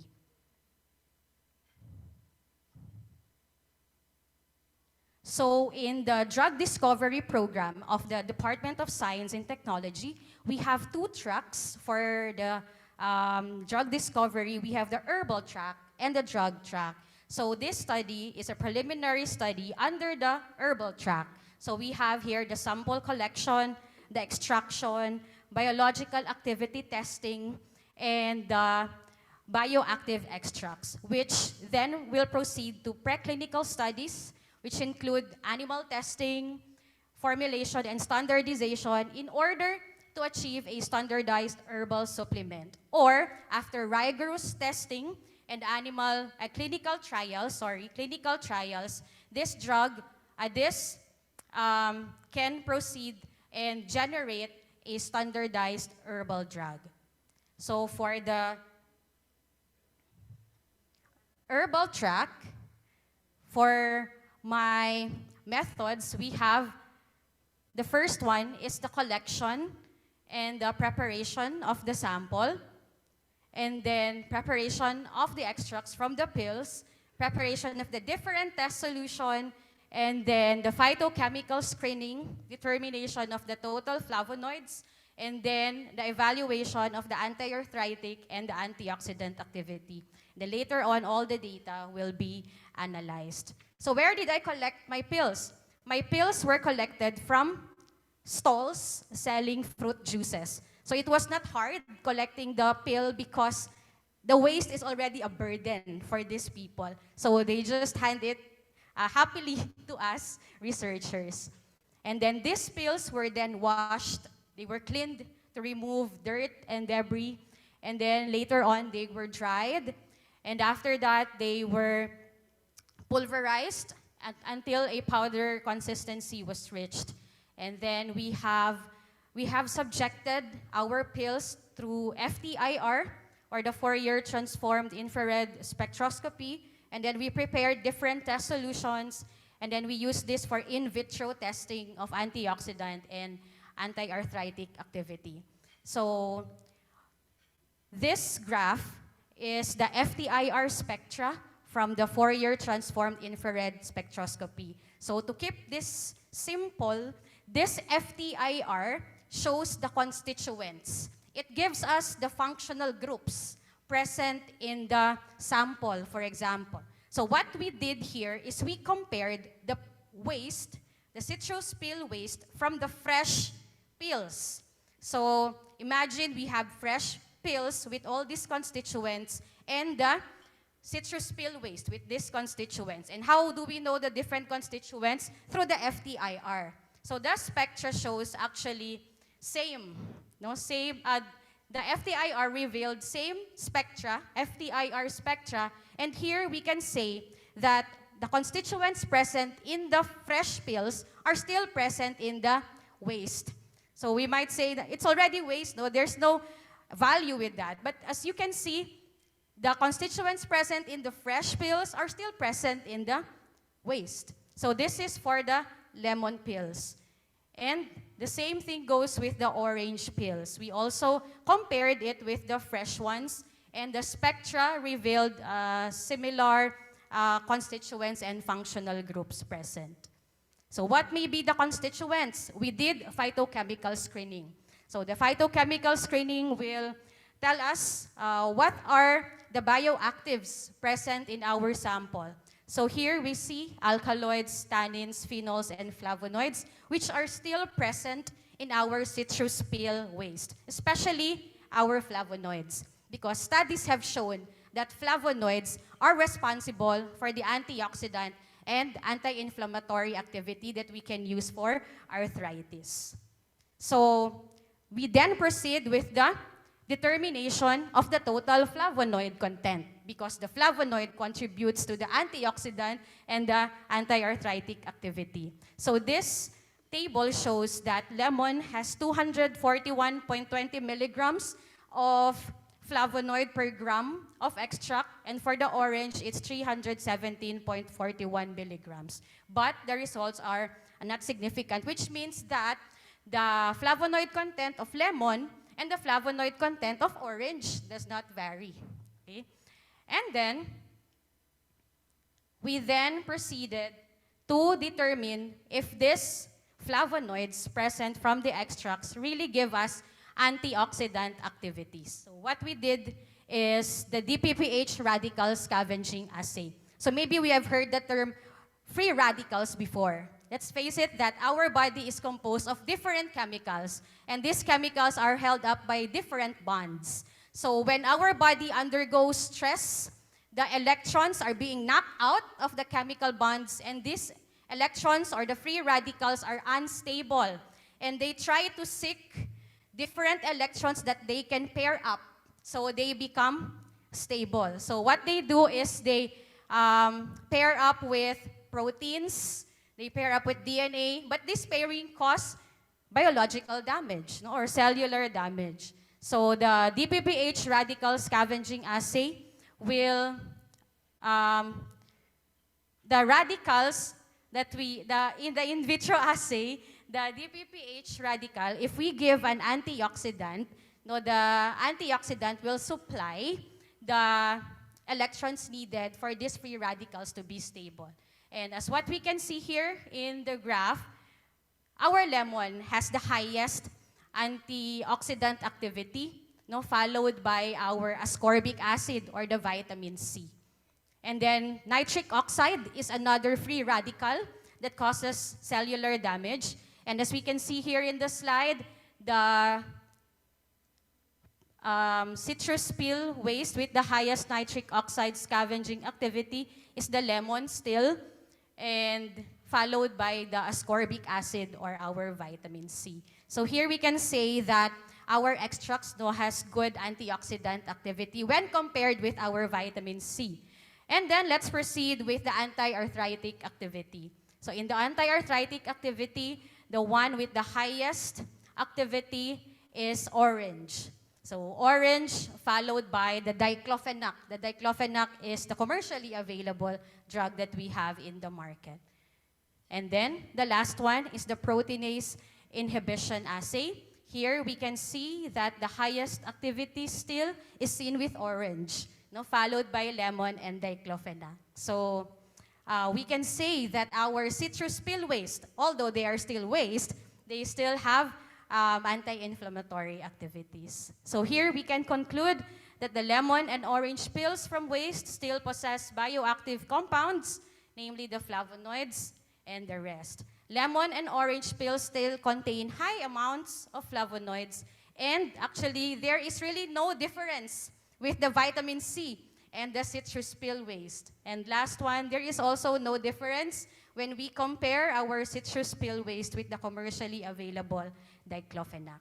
So we have already proved that the citrus pill waste have antioxidant and anti-arthritic activity. But the next step is to really see what specific type of compound contributed to that activities. And also, we have successfully done the in vitro assay. So we further recommend that this will be done in vivo. As we can see in the track, so we have the animal testing for it to be a standardized herbal supplement. And that would be all. Thank you, and I hope that you will not view the citrus pills the same way again. Thank you so much. Thank you, Professor Mariano, for sharing your study. The floor is now open for questions coming from our judges. So let us start with Dr. Cruz, followed by Dr. Kawano and Dr. Gloria. Good afternoon, Professor Mariano. Good afternoon. Congratulations, and thank you for sharing your outputs with us. This research output shows how it tries to address two equally important components of the SDGs, and at the same time, this, if you utilized as we try to, okay, it could really address also problems on health, on the waste management, and of course, it could contribute in drug development. Now, knowing that flavonoids abundantly occurs, okay, in other plants as well, do you then suggest that other waste coming from fruit peelings can also have potential activities such as having the antioxidant and anti-arthritic activity? Yes, Doc. I suggest that flavonoids from other fruits may also have antioxidant and anti-arthritic activities. But let's focus on the ones that are abundantly consumed, which are the citrus pills. Thank you.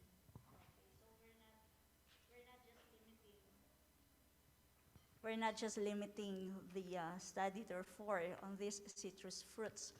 Okay, and then my follow-up question is, you have mentioned that this was found to have anti-arthritic activity. Don't you think it's too early to say that, considering that what you have used is just a crude extract, and also what you have performed in, particularly in analyzing the anti-arthritic assay, you have just used protein denaturation, right? So this in vitro activity. So I guess it can really be confirmed only if it has anti-arthritic activity once you have done it in vivo. So for now, I guess it would be more appropriate to say that it has the potential to have anti-arthritic activity. Yes, Doc, I agree with that. So as what I have mentioned, this is just a preliminary study, and we have different types of arthritis with different mechanisms. So I suggest that we do, as what I have mentioned in the recommendations, to do the animal testing to address also other mechanisms involved in arthritis. Thank you so much. Thank you, Doc.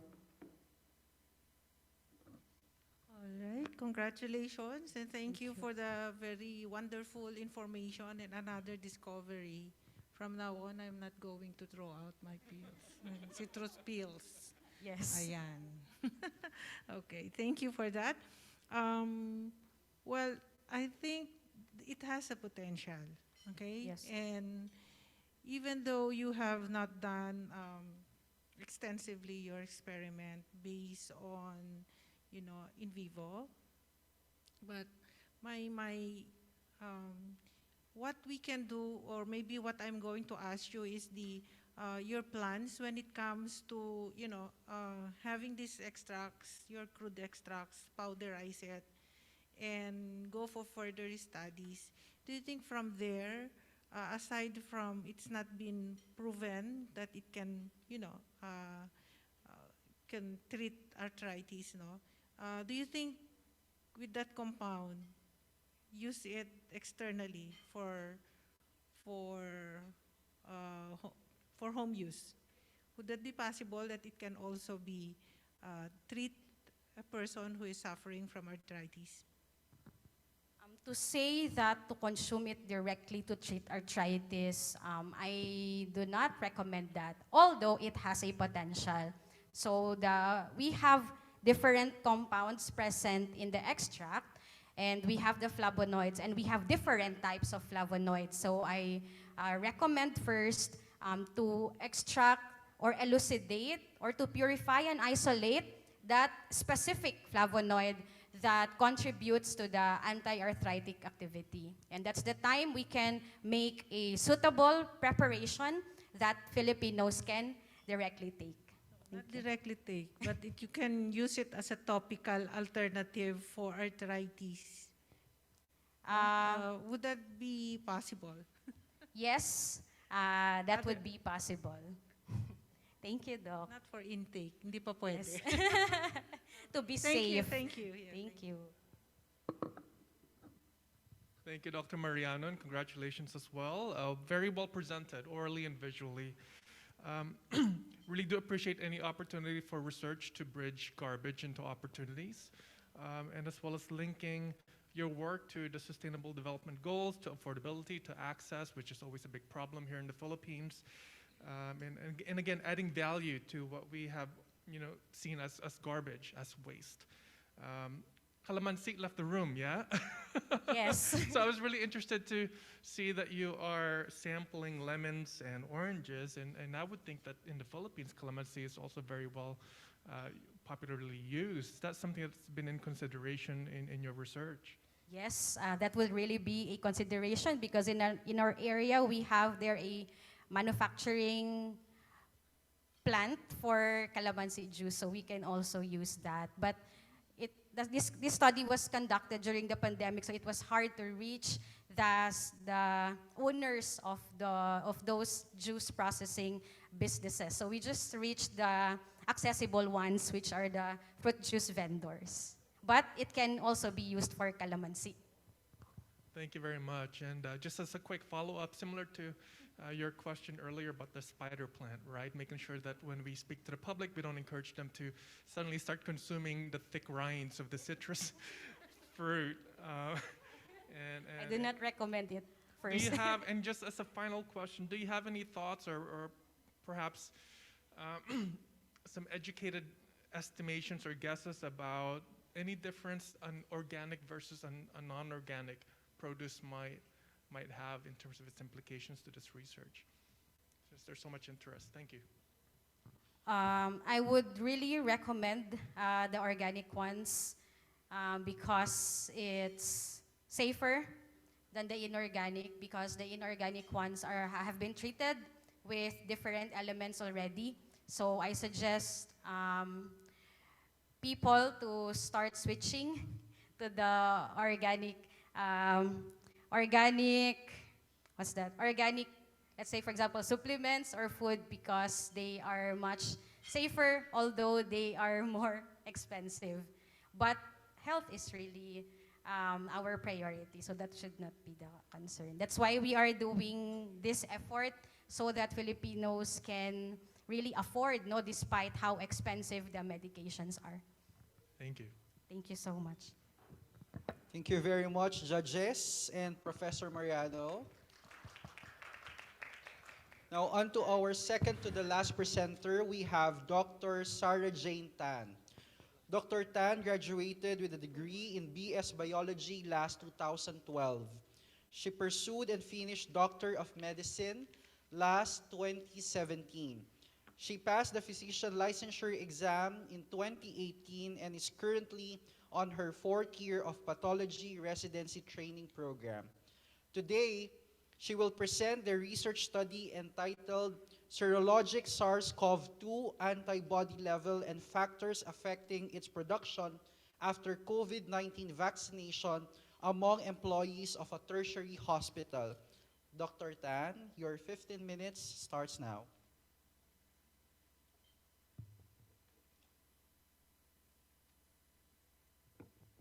To the esteemed Board of Judges, to the organizing committee, and to the virtual research community, good afternoon. 5 and even 10 years ago, I never could have imagined that a certain disease could create a massive breakdown in the healthcare system.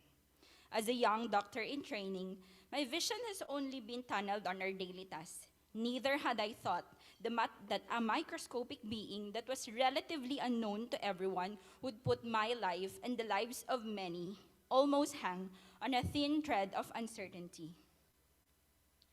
So COVID-19 has become a major problem worldwide. As of June 3, there have been confirmed 3 million cases and more than 6,000 deaths recorded in the Philippines. One measure for the prevention and control of the COVID pandemic is the development of vaccines. The SARS-CoV-2 infection produces early detectable humoral immune response in most patients. However, the duration and the protective capacity of the immune response are still unknown.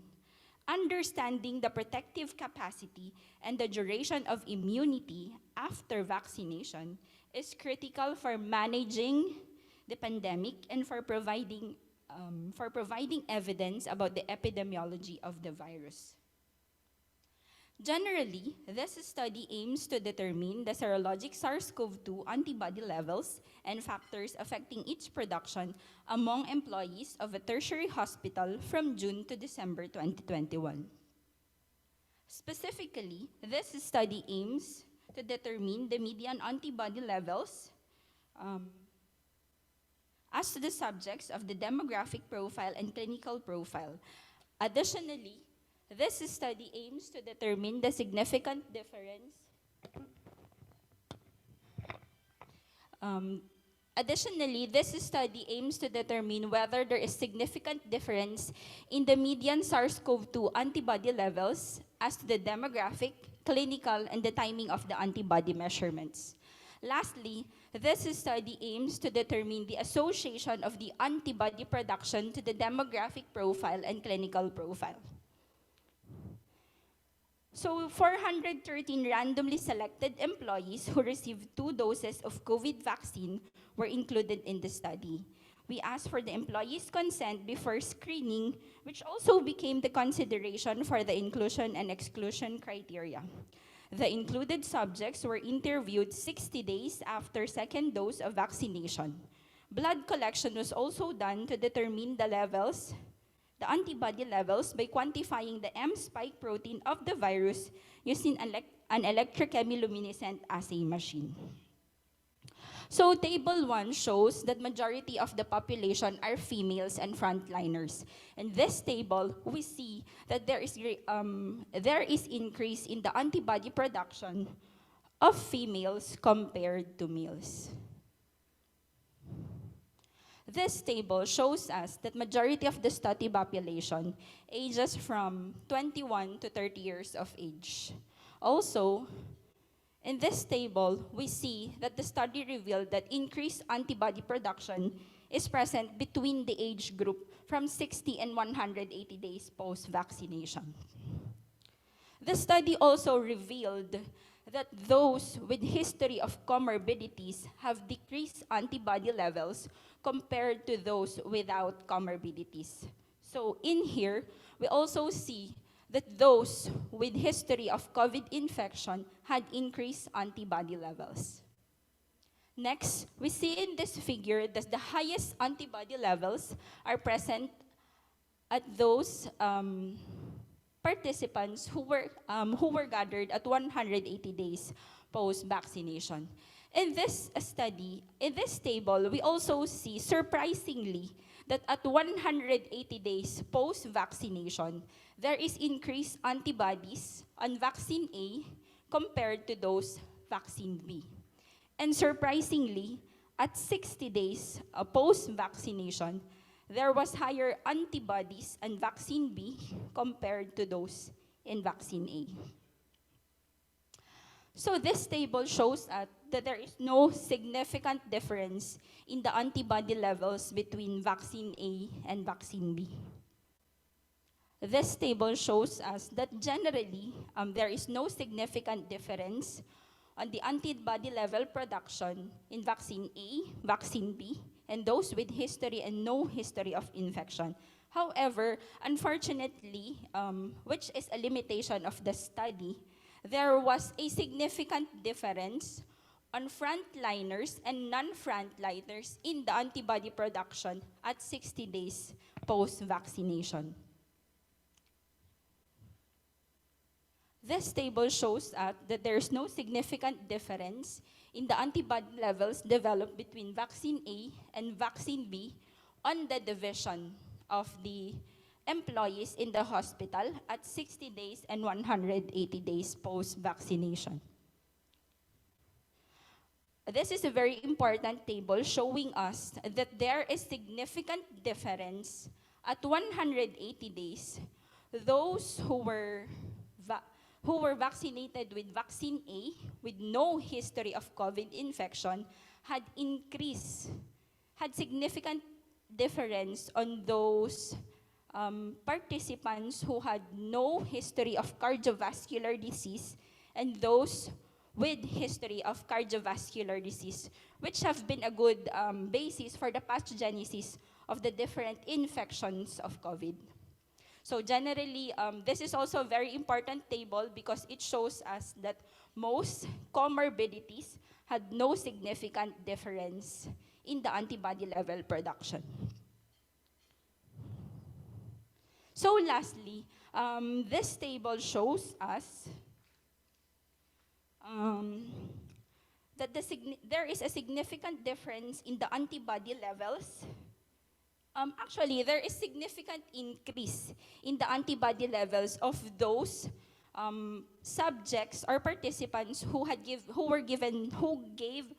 vaccine B with no history of COVID, and a significant difference is noted on the post-vaccination collection from those given vaccine A with history of COVID.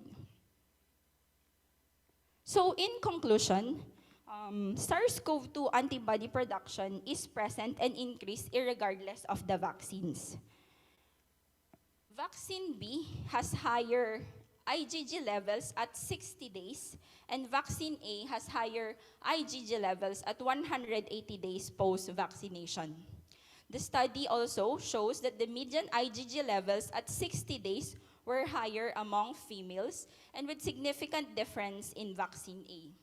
Antibody levels increases with age with significant difference with vaccine A at 60 days post-vaccination. Furthermore, there was decrease, or the median IgG levels were found to be lower among those with comorbidities and with other history of comorbidities other than those noted here. And significantly, there was significant difference on those without antibody production without and with cardiovascular disease. The subjects with history of previous COVID infection have higher IgG, both at 60 and 180 days post-vaccination. Lastly, there was significant difference in the IgG developed between 60 and 180 days post-vaccination in vaccine A. Although we are not at the stage to conclusively correlate the level of antibody response with protective immunity, we are in a much better position to assess the dynamics of the antibody response. So the recommendations of the study include further investigation on the production of antibody levels after booster doses, relationship on comorbidities, and its correlation to protectivity with COVID infection. We are near to conquering this battle, but we have evidently seen that prevention is better than cure. The things we learn will be carried in order to effectively, hopefully manage another pandemic in the future. Together, we have proven that unified efforts can conquer even the most formidable nemesis. Thank you. Thank you, Dr. Tan, for sharing your study. The floor is now open for questions coming from our judges. So let's have first Dr. Kawano to raise her question, followed by Dr. Gloria and Dr. Cruz. Hello, Doktora. Good afternoon. Thank you po sa lakas ng loob ninyong gawin tong study na to. And everyone really is indeed looking forward to this. And I'm so happy that you have initiated this because this is, I think, one of the researchers who really indulge in monitoring the antibody levels of our Filipinos. No? I hope that this will go more further studies, no? And I really so glad, and good luck also for your next venture, research ventures. So here is my question, no, in the public health perspective, kasi ito lang naman talaga ang gustong makita ng publiko. Do you think that the IgG can be used to monitor the effectiveness of the vaccine? That's my one question. And the next question is that, would that be a protective factor, no, yung antibody level? Okay? And what do you think would be the cutoff? Does it differ from us Filipinos and with other countries when it comes to the antibody level? When you say setting up the cutoff, have we already standardized the cutoff of saying that having this level of IgG, antibody levels, will say that you are protective? Okay, so yun po. And, okay, ito na para matapos na, para tuloy-tuloy na rin, no?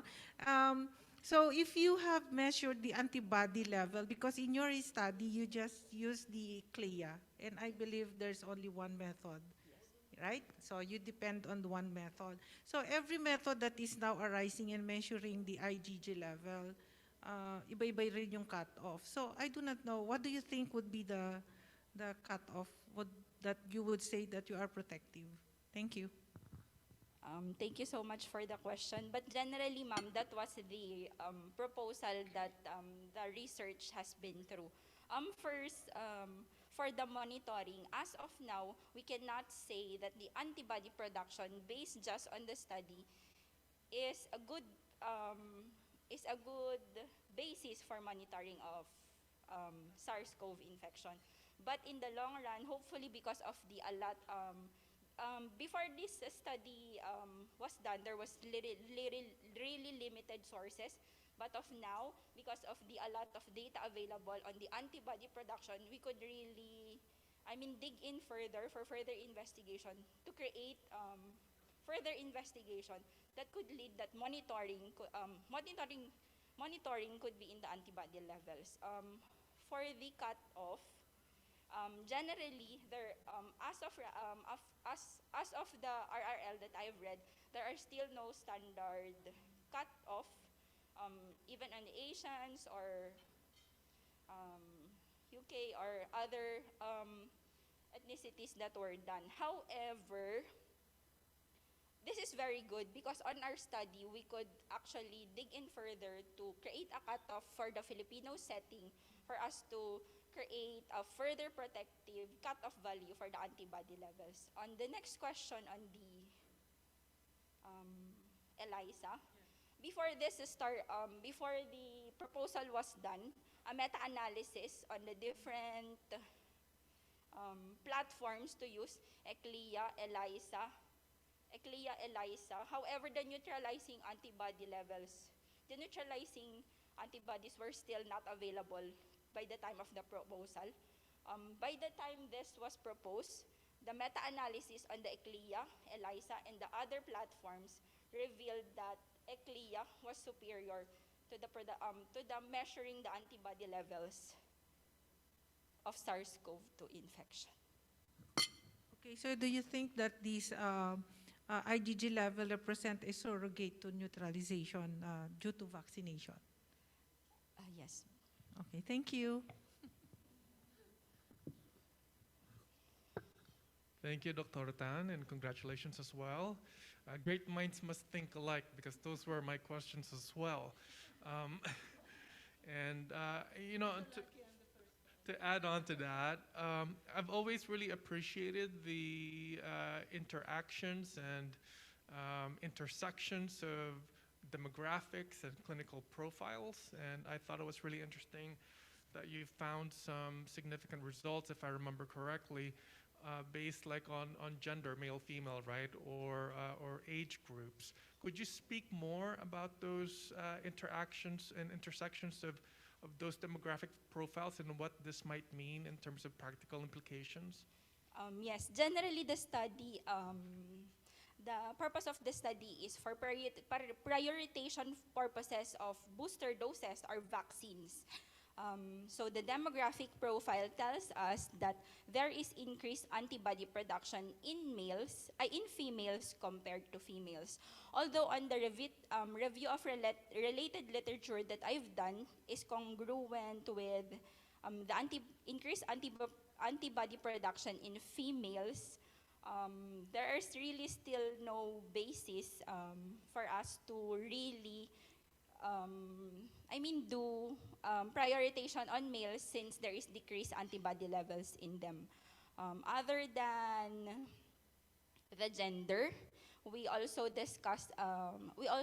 had in the study the comparison on those frontliners and non-frontliners. In this, we describe frontliners as those patients who are directly exposed to COVID patients, and non-frontliners are those who are not directly exposed to COVID patients. So with that, it was noted that there is really no significant difference generally. However, that was really a limitation on my study because, it was noted on the observational study that we had that there is increased antibody level production more on non-frontliners compared to frontliners. And lastly, for the demographic profile, we also had the division because other than the exposure directly to COVID, we also considered probably that the division, like your nurse, a doctor, or just on the administration office, can there probably a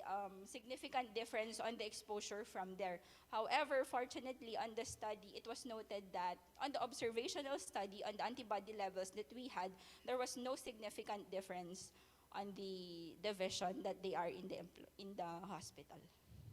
Interesting, thank you. Okay, good afternoon, Dr. Tan. Congratulations and thank you for sharing your presentation with us. And thank you for taking the initiative to do this very tedious work and a very significant work, especially during this time when everyone is really waiting, what could be the effect, what could be the significance of these antibodies after vaccination. Now, with the current existing interim guidelines in which the vaccination was only based on categories, right? Frontliners, followed by seniors, and then we have the people with comorbidities. So do you think this, the output, once you have done further explorations, refinements, fine-tunings in your process, do you think you could actually modify the interim guidelines in which in the administration of different vaccines, they only provided a specific volume, right? But they did not consider, for example, what specific volume would be appropriate for these people with this kind of morbidity. And after showing the result, you have presented that there is a significant difference, especially for those with cardiovascular diseases and those without. And also there is a marked difference, lower production of antibodies among these people with comorbidities. Does your project or does your group intend to, provide suggestion? Because of course, we know that the vaccine just came out and there are really no studies, concrete studies yet on the dynamics of the responses, especially when it comes to ethnicity, when it comes to certain groups of people. And this one, as a pioneering research, I think could really contribute a lot, especially on the administration of vaccines. So how do you intend, therefore, to utilize and suggest on the interim guidelines that we are currently using right now? Generally, yes, ma'am. We will use the findings of the study to support interim guidelines related to COVID vaccination. However, I think for the meantime, there are just two things that I would. There is a sense of there is really this sense of urgency that we need this study and findings to be published and for the whole world for us to know, not only in the Philippine setting. So the first goal is the publication of the findings of this study, because generally, other than important salient points that are present in here, I think every demographic profile and clinical profile need to be further investigated for meta-analysis on the different ethnic groups, ethnicities, for us to better create policies and prioritization on the vaccine and booster.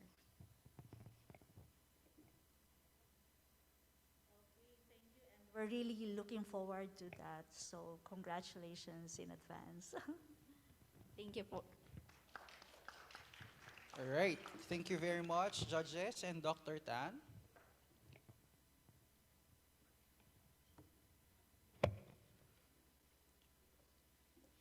Now, last but definitely not the least, we have Dr. Mark Lloyd Dapar.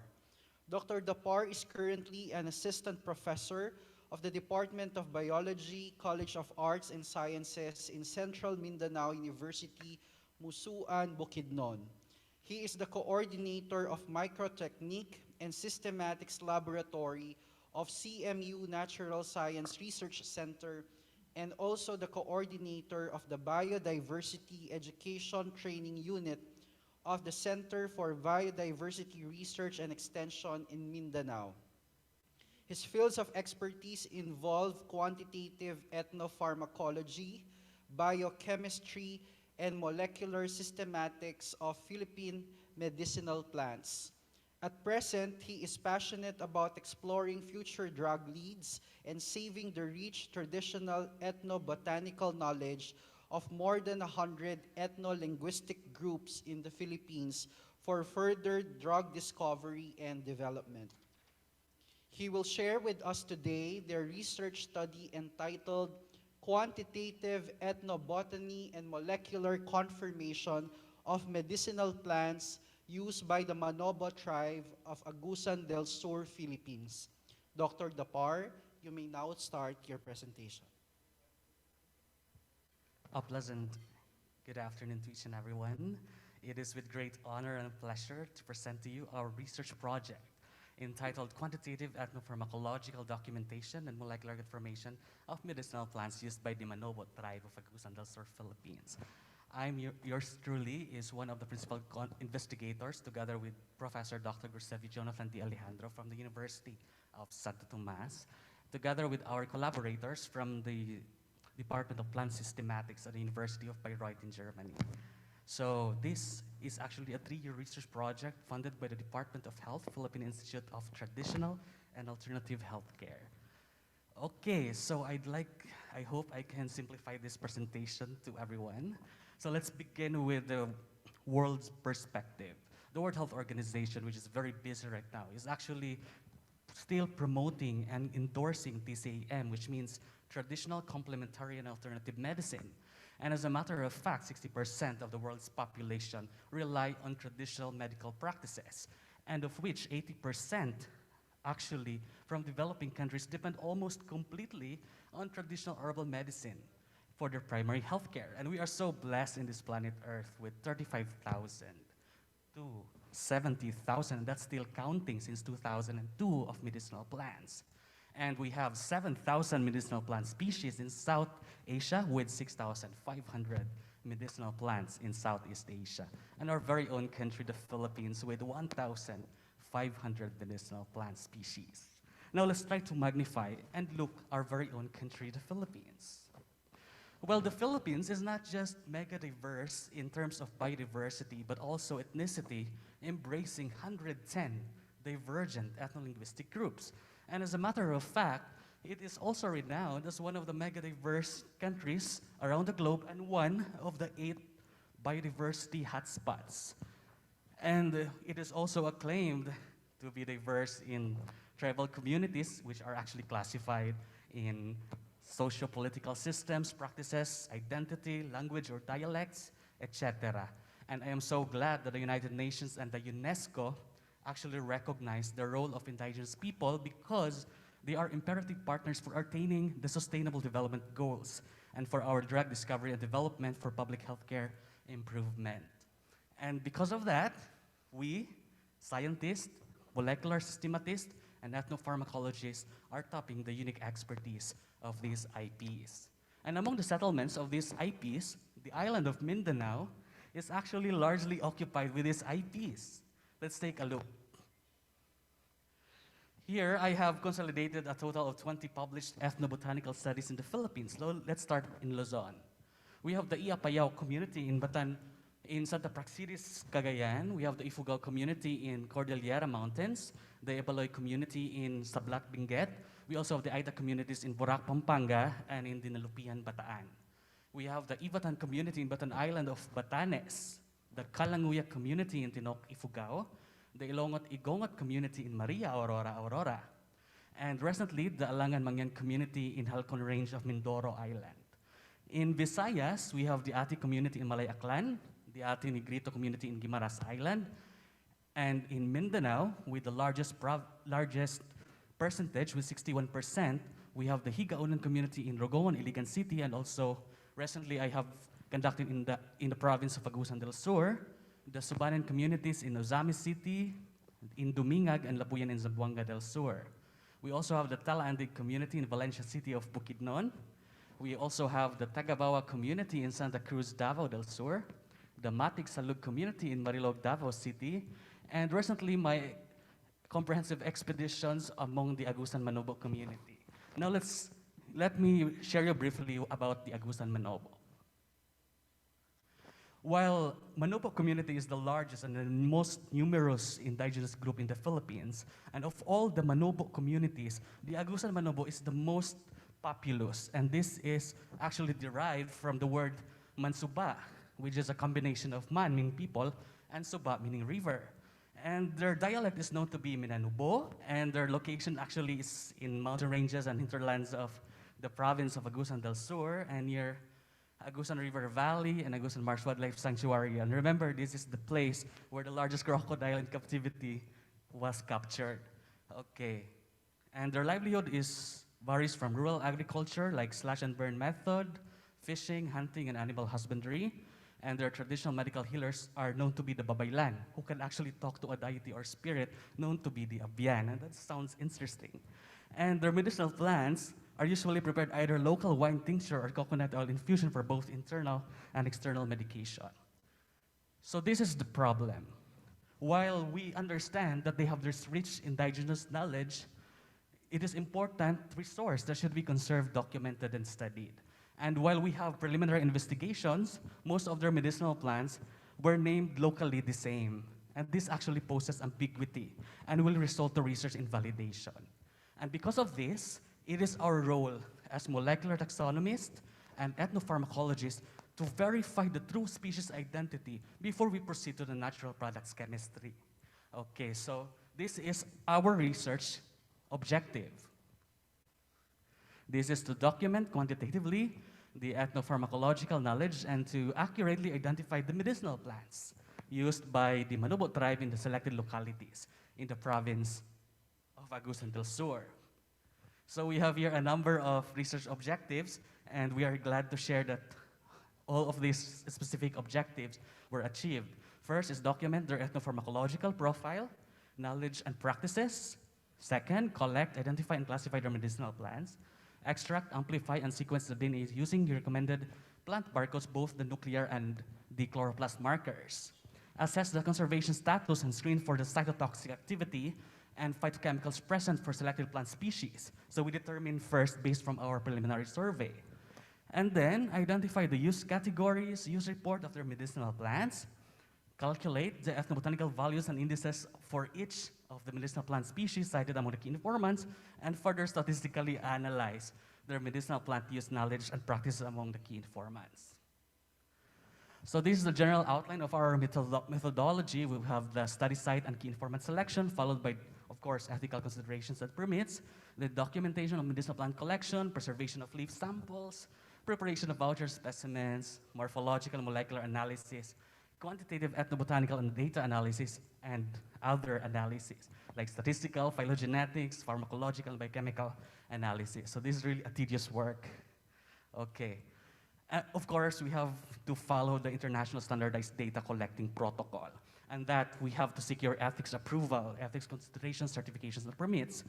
We also secured ethics approval from USC Graduate School, free prior informed consent from the LGUs and ICCS or IPs, certification from NCIP, and wildlife gratuitous permit from DNR of the Caraga region, and followed by the consultation, sampling, and selection of the sites and key informants.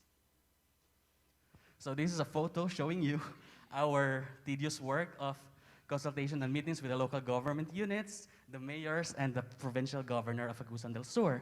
And these ritual observations and cultural immersion is very interesting, and it's very fulfilling because this is a whole year round that you really have to understand their cultural practices. And that this is the most fulfilling part I have had for this project. And this is the most tedious part, securing all these permits, ethics, approval, etc., and the validated survey questionnaire. Okay, and so this is the quantitative ethnobotanical values and indices. So this is the one I have published during my doctoral degree at the University of Santo Tomas. So I have here used the use report, use category, use value, cultural importance value with these formulas, use diversity, informant consensus factors, fidelity level, Jacquard similarity index, relative frequency of citation, and following importance values. So using the following respective formulas. Okay, so this is the integrity molecular approach. So this is actually a combination of a priori data from ethnoclassification based from the vernacular names of the local people.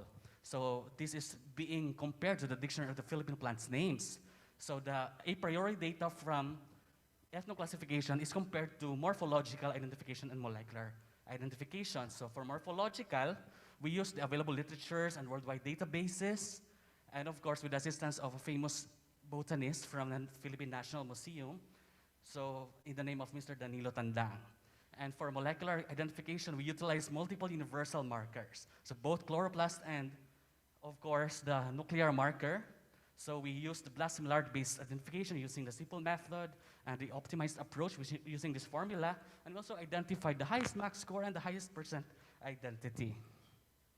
Okay, and this is the herbarium laboratory work I have had at the University of Santo Tomas and the plant systematics in the University of Bayreuth in Germany. And I'd like to thank the Alexander von Humboldt Foundation for sponsoring this research fellowship. And for the molecular works, we have from DNA extraction, amplification, gel electrophoresis, sequencing at the European Genomics, and DNA assembly, editing, and blast insert. So thank God I have made all these species or plant species DNA positive. And I'd like to share to you our outputs, our fruits of our hard work that we have published here in 6 high impact factor journals. ISI or Scopus Index journal publications. We have from Springer Nature and Elsevier in the phytochemistry letters and other journals. And I'm also happy to share that during this project, we are given the privilege to contribute to the largest book project of Springer Nature in Switzerland, to contribute to the book title, Ethnobotany of the Mountain Regions of Southeast Asia. And we actually selected 20 endemic, iconic, and most interesting species. So thank God, from 6 months to 2 years, these are now published and available in this book. So if you are interested, I can give you a copy of that. Okay, and aside from that, we are also glad to share that we have the local international news feature. First, we have from Mindanao-wide news platform based from the city of Davao, and an international news feature from Munga Bay, which is a US-based environmental news platform. So this is our fruit of our hard work. And so here is our general conclusion and recommendation. This project broadly presented a comprehensive documentation and of the rich medicinal plant knowledge and traditional medical practices of Agusan Manobo community in the province of Agusan del Sur. And this project enumerated the ethnopharmacological use of 122 medicinal plant species distributed among 108 genera and belonging to 51 families classified in 16 use categories. Integrity molecular approach confirmed 24 species with confusing species identity using the multiple universal markers like ITS, MATK, PSB, TRNH, and TRNLF. And this project actually recorded the first, I'm sorry, what happened? Okay. This project recorded the first quantitative ethnopharmacological documentation coupled with molecular information of medicinal plants in Mindanao, Philippines. And the consolidated data of this comprehensive quantitative ethnopharmacological study of Agusan Manobo contributes to the repository of medicinal plant knowledge and a rich source of information for scientists, physicians, and experts for future pharmacological investigation later on. And so, before I end this, I'd like to acknowledge the following institutions and individuals. Of course, the DOH PITAC for the funding support, the DOST SRDP for my scholarship grant, and the Alexander von Humboldt Foundation for our fellowship grant, and of course the organizations, local government units, and of course the societies which supported the success of our research project. And before I end this, I'd like to share you a famous philosophical thought from Paracelsus. He is a Swiss physician and alchemist. I'm sorry. What happened?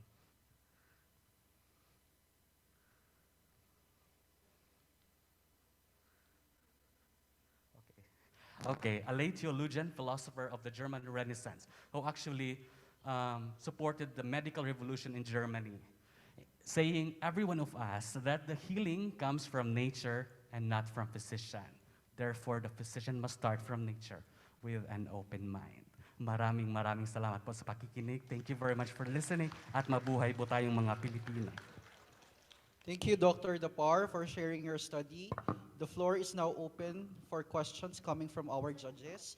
So we begin with Dr. Gloria, to be followed by Dr. Cruz and Dr. Kawano. Thank you, Dr. Dapar, and congratulations not only on this, but all of your countless achievements and successes so far and upcoming into the future. Really best wishes to all of the incredible work that you do.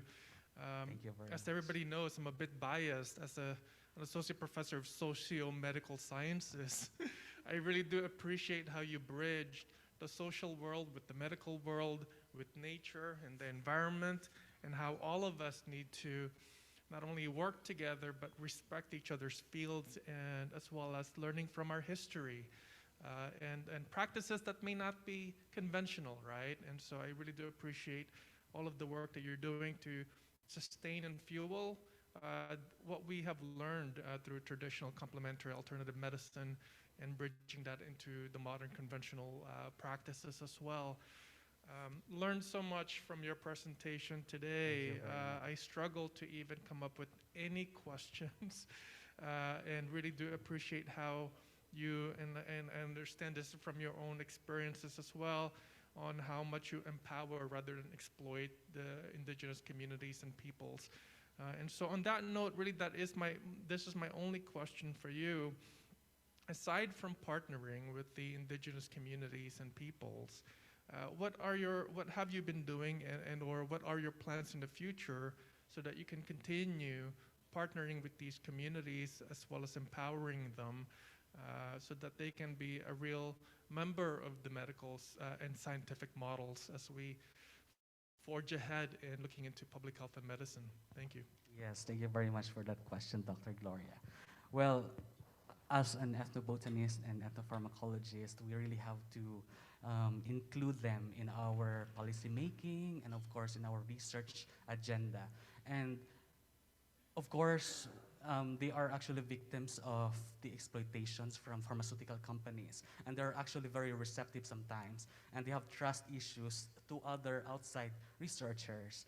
And it is our challenge to gain respect and mutual agreement to them in order for them to understand the intent of this research as purely academic and for the benefit of their community.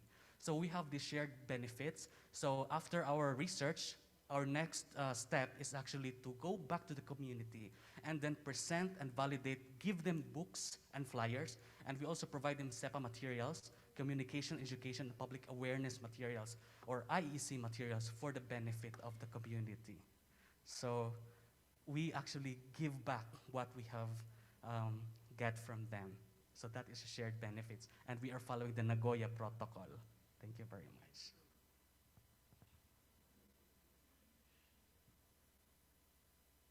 Good afternoon, Dr. Depar. Congratulations and thank you. I was really overwhelmed by the outputs that you have shared with us. By simply listening to all these works that you have performed, I already get tired. Yeah, I can imagine. And I was really surprised that you were able to complete this research work in only 3 years. But come to think of it, securing permits from LGUs and other sectors would really take time. So it's already a miracle that you have finished it, okay? That short. Okay, so thank you also for giving us a very comprehensive review of the different cultures that we have, okay, different communities that we have in the Philippines, showing how rich the Philippines is when it comes to culture and natural resources. And I'm glad how you have validated these medicinal plants using the advanced methods, particularly molecular techniques, that would really give accuracy and validity to all these claims that they have. Now, I am very interested with one of your outputs, which tried to show one particular species of plant that has never been reported in the world to date. Could you tell us more about it with regards to its use, its abundance? Is it only endemic in Agusan, sir, or can you please tell me something more about that very novel plant that you have discovered out of this? Thank you. Thank you very much for that very interesting question, Dr. Cruz. Well, this particular species we have confirmed to be Piper decumanum.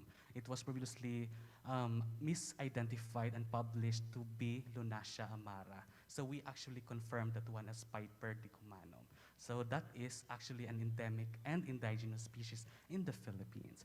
And the most interesting part of this is that I'm afraid if I'm gonna reveal it, it will, what you call this, somebody may know the particular use of this, but I'm so proud to say that this is a very potent antidote for king cobra in venomation.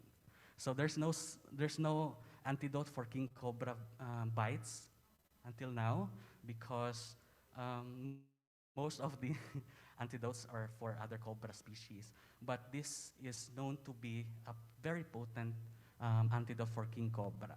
And given that they are just locals or indigenous peoples in that particular place, I actually wondered, how do they discover this particular medication? And by listening to them, I actually appreciated that they actually, by serendipity or by accident, they have witnessed two king cobras fighting each other. And the one that is bitten actually look for the plants that is actually a cure for itself. And then they actually use trial and error for themselves if this is actually potent. And so that is how they discover. And that is why we should not discriminate their knowledge. Because we don't need in vitro, in vivo, or in silico for that, because it's already trial and error for them. And that's why we have to acknowledge their expertise.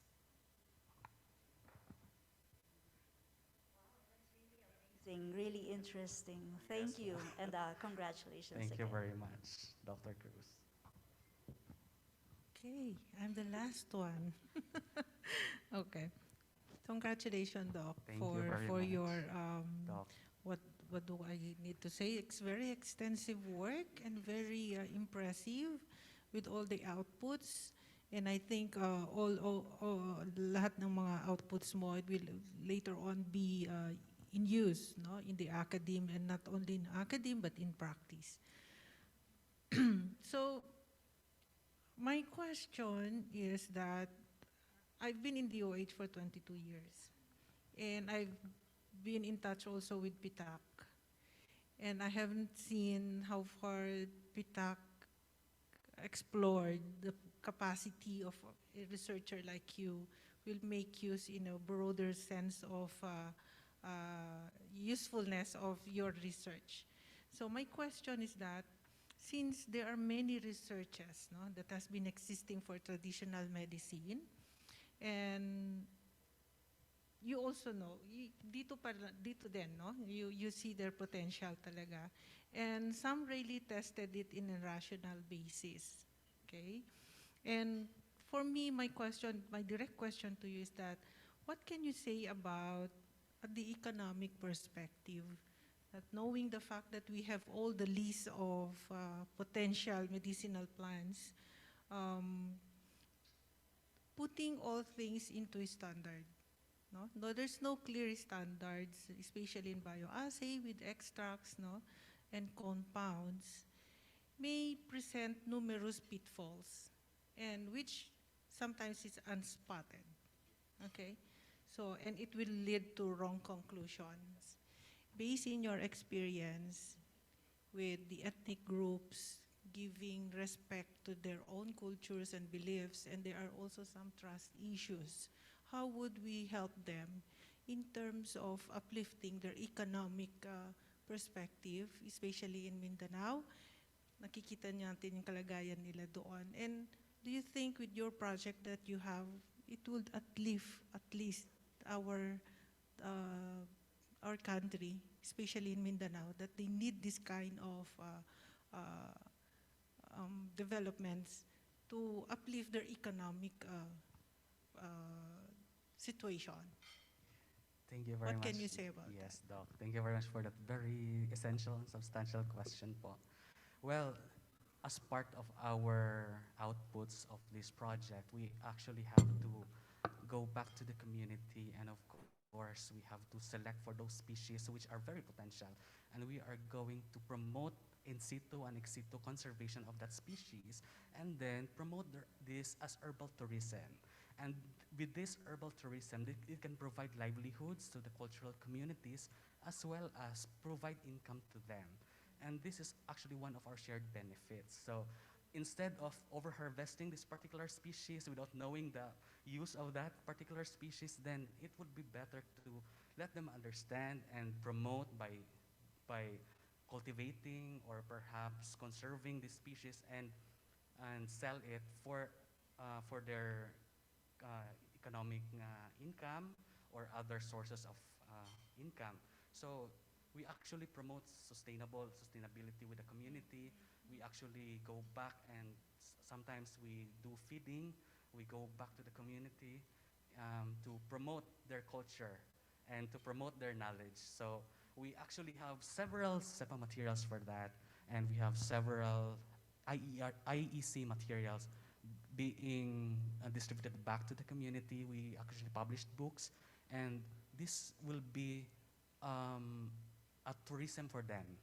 Sometimes when we have visitors, perhaps we can let them witness the knowledge, the rich knowledge of this community, and then promote their, aside from cultural tradition, but also their medicinal plant knowledge.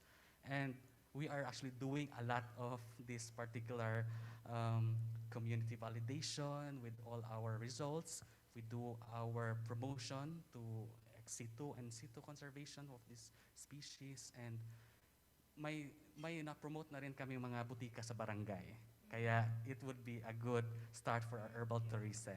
So they also promote or flex their particular plant samples and use this on their preparation, on their own preparation, because if we are going to alter the preparation, then it could actually probably change, right? So it is our goal to promote what they have practiced. And so this could boom their livelihood, at the same time their economic, socioeconomic profile. Thank you very much. Thank you, Doc. Thank you so much for that. Okay, thank you very much to our judges and to Dr. Depar. And that concludes the 6 research paper presentations today. Delivering a research study to a general audience is truly challenging, given the time limit and pressure to be representing your regions. So let us commend and congratulate our 6 finalists by once again giving them a big round of applause.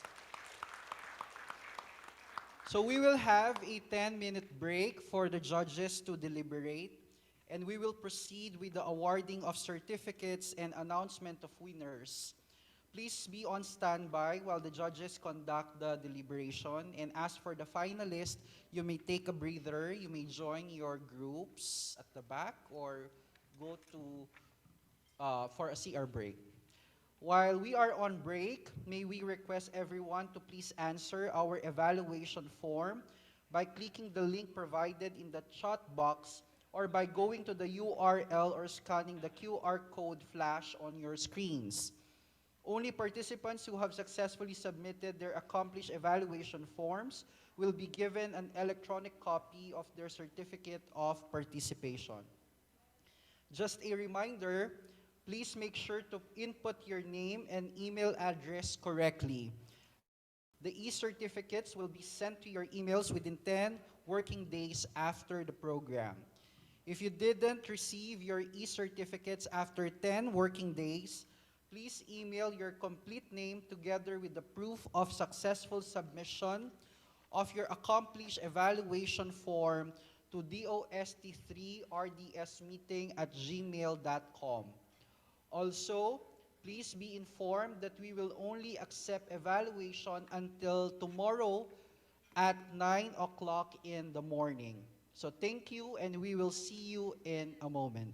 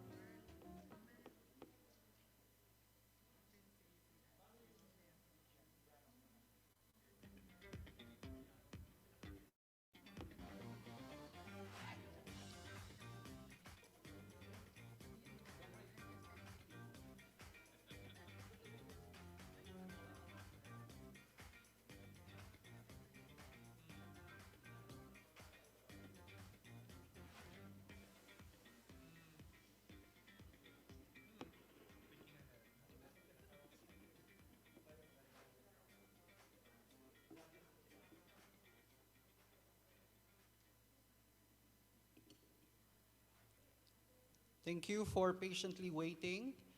We have now come to the most awaited part of this activity, the awarding of the winners. But before that, let us first award the certificates of appreciation to our Board of Judges.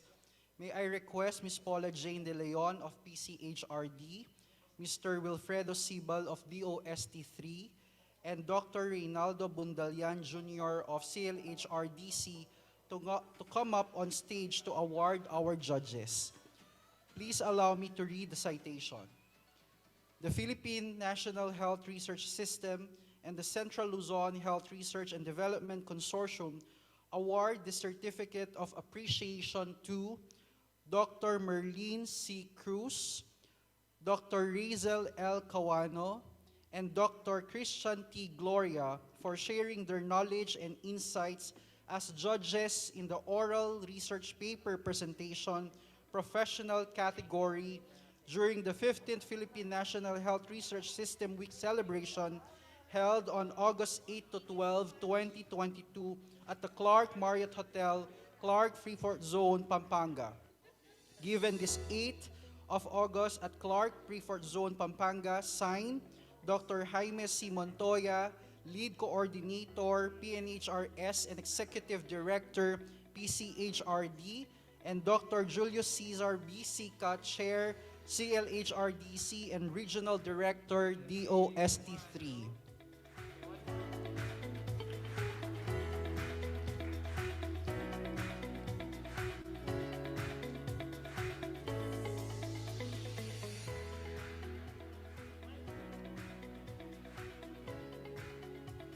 Okay, once again, let's give our judges a warm of applause.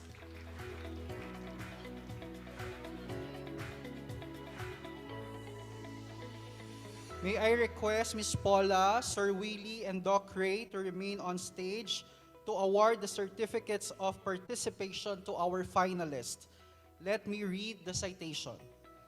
The Philippine National Health Research System and the Central Luzon Health Research and Development Consortium award this certificate of participation to Dr. Adrienne Marie Bugayong Hanagap, Professor Cristel Grace V. Padilla, Professor Jinky Marie Chua, Professor Fatime I. Mariano, Dr. Sarah Jane Tan, and Dr. Mark Lloyd Dapar for generously sharing their ideas and research studies as finalists in the oral research paper presentation professional category during the 15th Philippine National Health Research System Week celebration held on August 8 to 12, 2022 at the Clark Marriott Hotel, Clark Freeport Zone, Pampanga.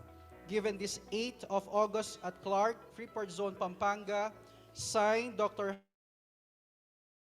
Coordinator, PNHRS and Executive Director, PCHRD, and Dr. Julius Cesar V. Sica, Chair, CLHRDC and Regional Director, DOST3.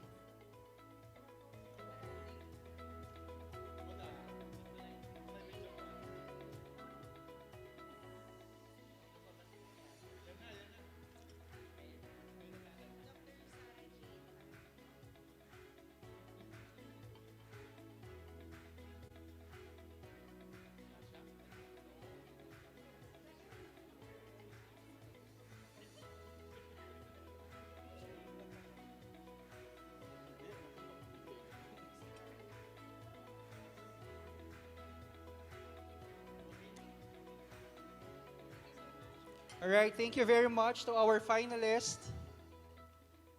Again, ma'am and sir, remain on stage to award our winners. Right, to proceed with the awarding, let me reiterate that the winners will be receiving a certificate and a cash prize, while the non-winners will still receive a consolation prize of 5,000 pesos in recognition of their efforts. All right, without much further ado, it is my pleasure to announce the winners for this year's oral research paper presentation professional category. Our third place will receive a certificate and a cash prize of 15 pesos and will go to, ay, sorry, 15,000 pesos. The rest will be mine. All right. So once again, our third place will receive a certificate and a cash prize of 15,000 pesos and will go to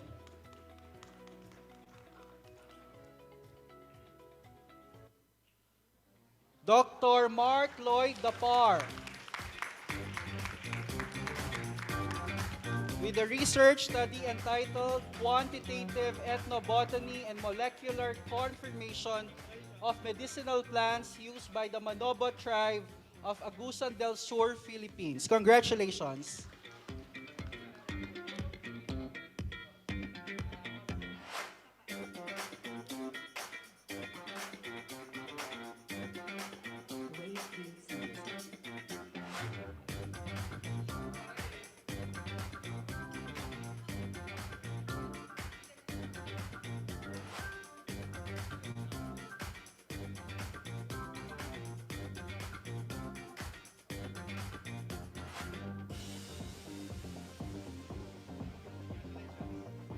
Okay, congratulations, Dr. Dapar.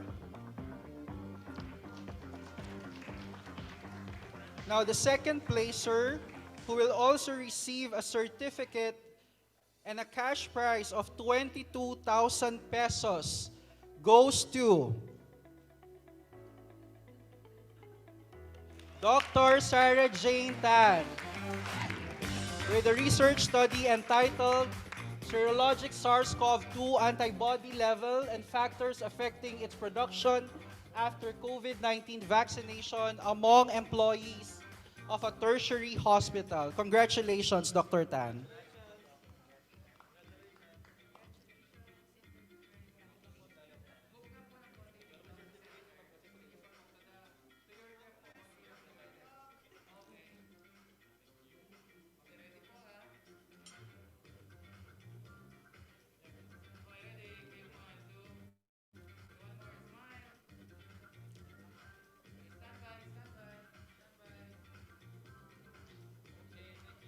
Congratulations, Dr. Tan.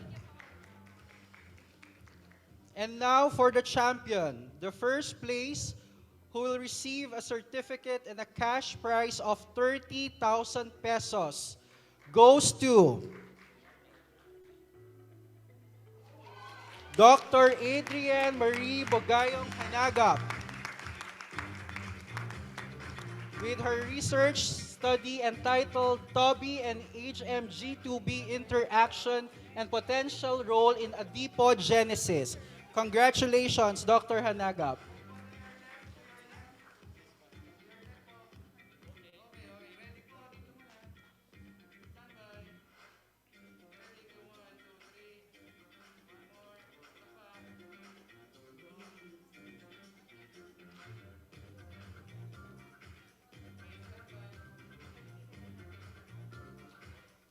All right, so may we call again the winners on stage for the photo opportunity.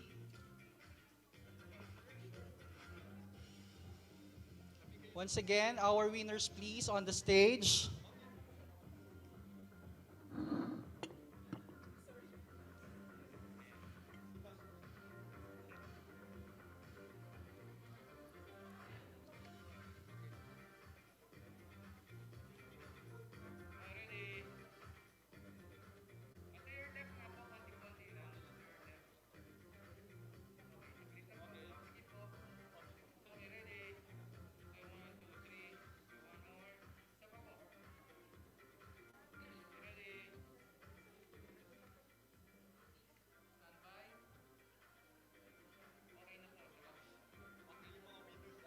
All right, once again, our winners please on the stage.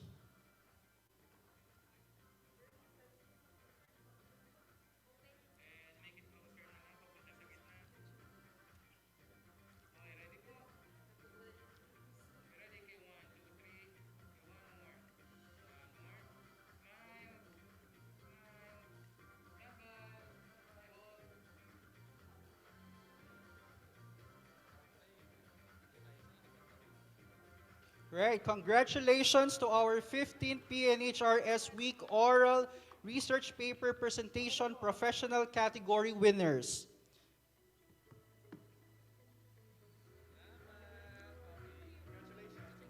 Congratulations. We hope that your research studies will be utilized into outputs that will contribute to the improvement of the health and well-being of Filipinos.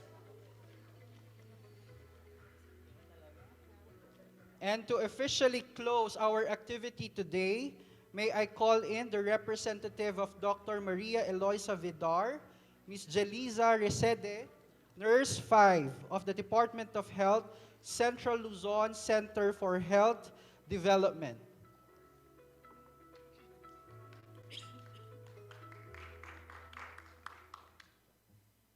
Ladies and gentlemen, good afternoon to everyone. So we have come to the end of our 15th week or 15th PNHRS week oral research paper presentation professional category. And as a closing, I would like to thank our CLHRDC Director, Director Wilfredo Sibal, our moderator, Dr. Jed Badlambayan, our session managers, Dr. Reynaldo Bundalian and Ma'am Maria Belen Balbuena, and the rest of the organizing team for doing a great job in facilitating the first session of our 15th PNHRS Week celebration. Thank you also to our Board of Judges, Professor Dr. Gloria, Dr. Cruz, and Dr. Cawano for joining us today and for the excellent thought-provoking discussions and valuable feedbacks a while ago. Thank you also to our finalists from the different regions in our country for showcasing your interesting research outputs and highlighting relevant findings that can be used and adapted to further realize the healthy Filipino communities. For the last time, let us give them a well-deserved applause, please. And to our attendees in our session room and in our virtual room, thank you for participating in our first session. I am inviting you to join our upcoming sessions as there will also be interesting discussions and presentations awaiting. And finally, to all our winners, congratulations. As our department always advocates, may we continue to bring new knowledge, methods, products through research, health research and development, as we need health researchers to guide health system reforms, give existing interventions a greater impact, and above all, persuade our local chief executives, our policymakers, and stakeholders that investment in health must continue as one of the provest and surest and best proven routes to a stable and prosperous society. Again, my warmest gratitude and congratulations to everyone. Maraming salamat po. Thank you, Mr. Sede, for the message. And that officially concludes the 15th PNHR Week Oral Research Paper Presentation for the Professional category. We sincerely thank our finalists, judges, audience who are here at the Clark Marriott Hotel, and those who are with us virtually for participating the first activity of this week-long celebration. Be sure to check out our activities by visiting our website at 15thpnhrSweekcelebration.dost3.ph and our official FB page at DOSTPCHRD and CLHRDC for more information. Again, I am Professor Jed V. Madlambayan, your moderator for this activity. Thank you very much. God bless and stay safe.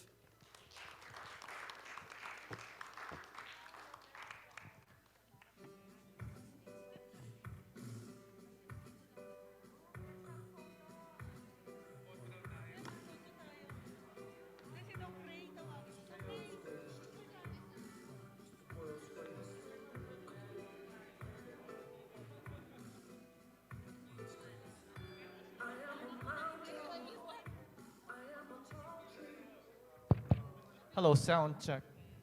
Yeah. Magandang hapon po. Once again, thank you sa ating mga judges for joining us this afternoon. Ano lang ho sa mga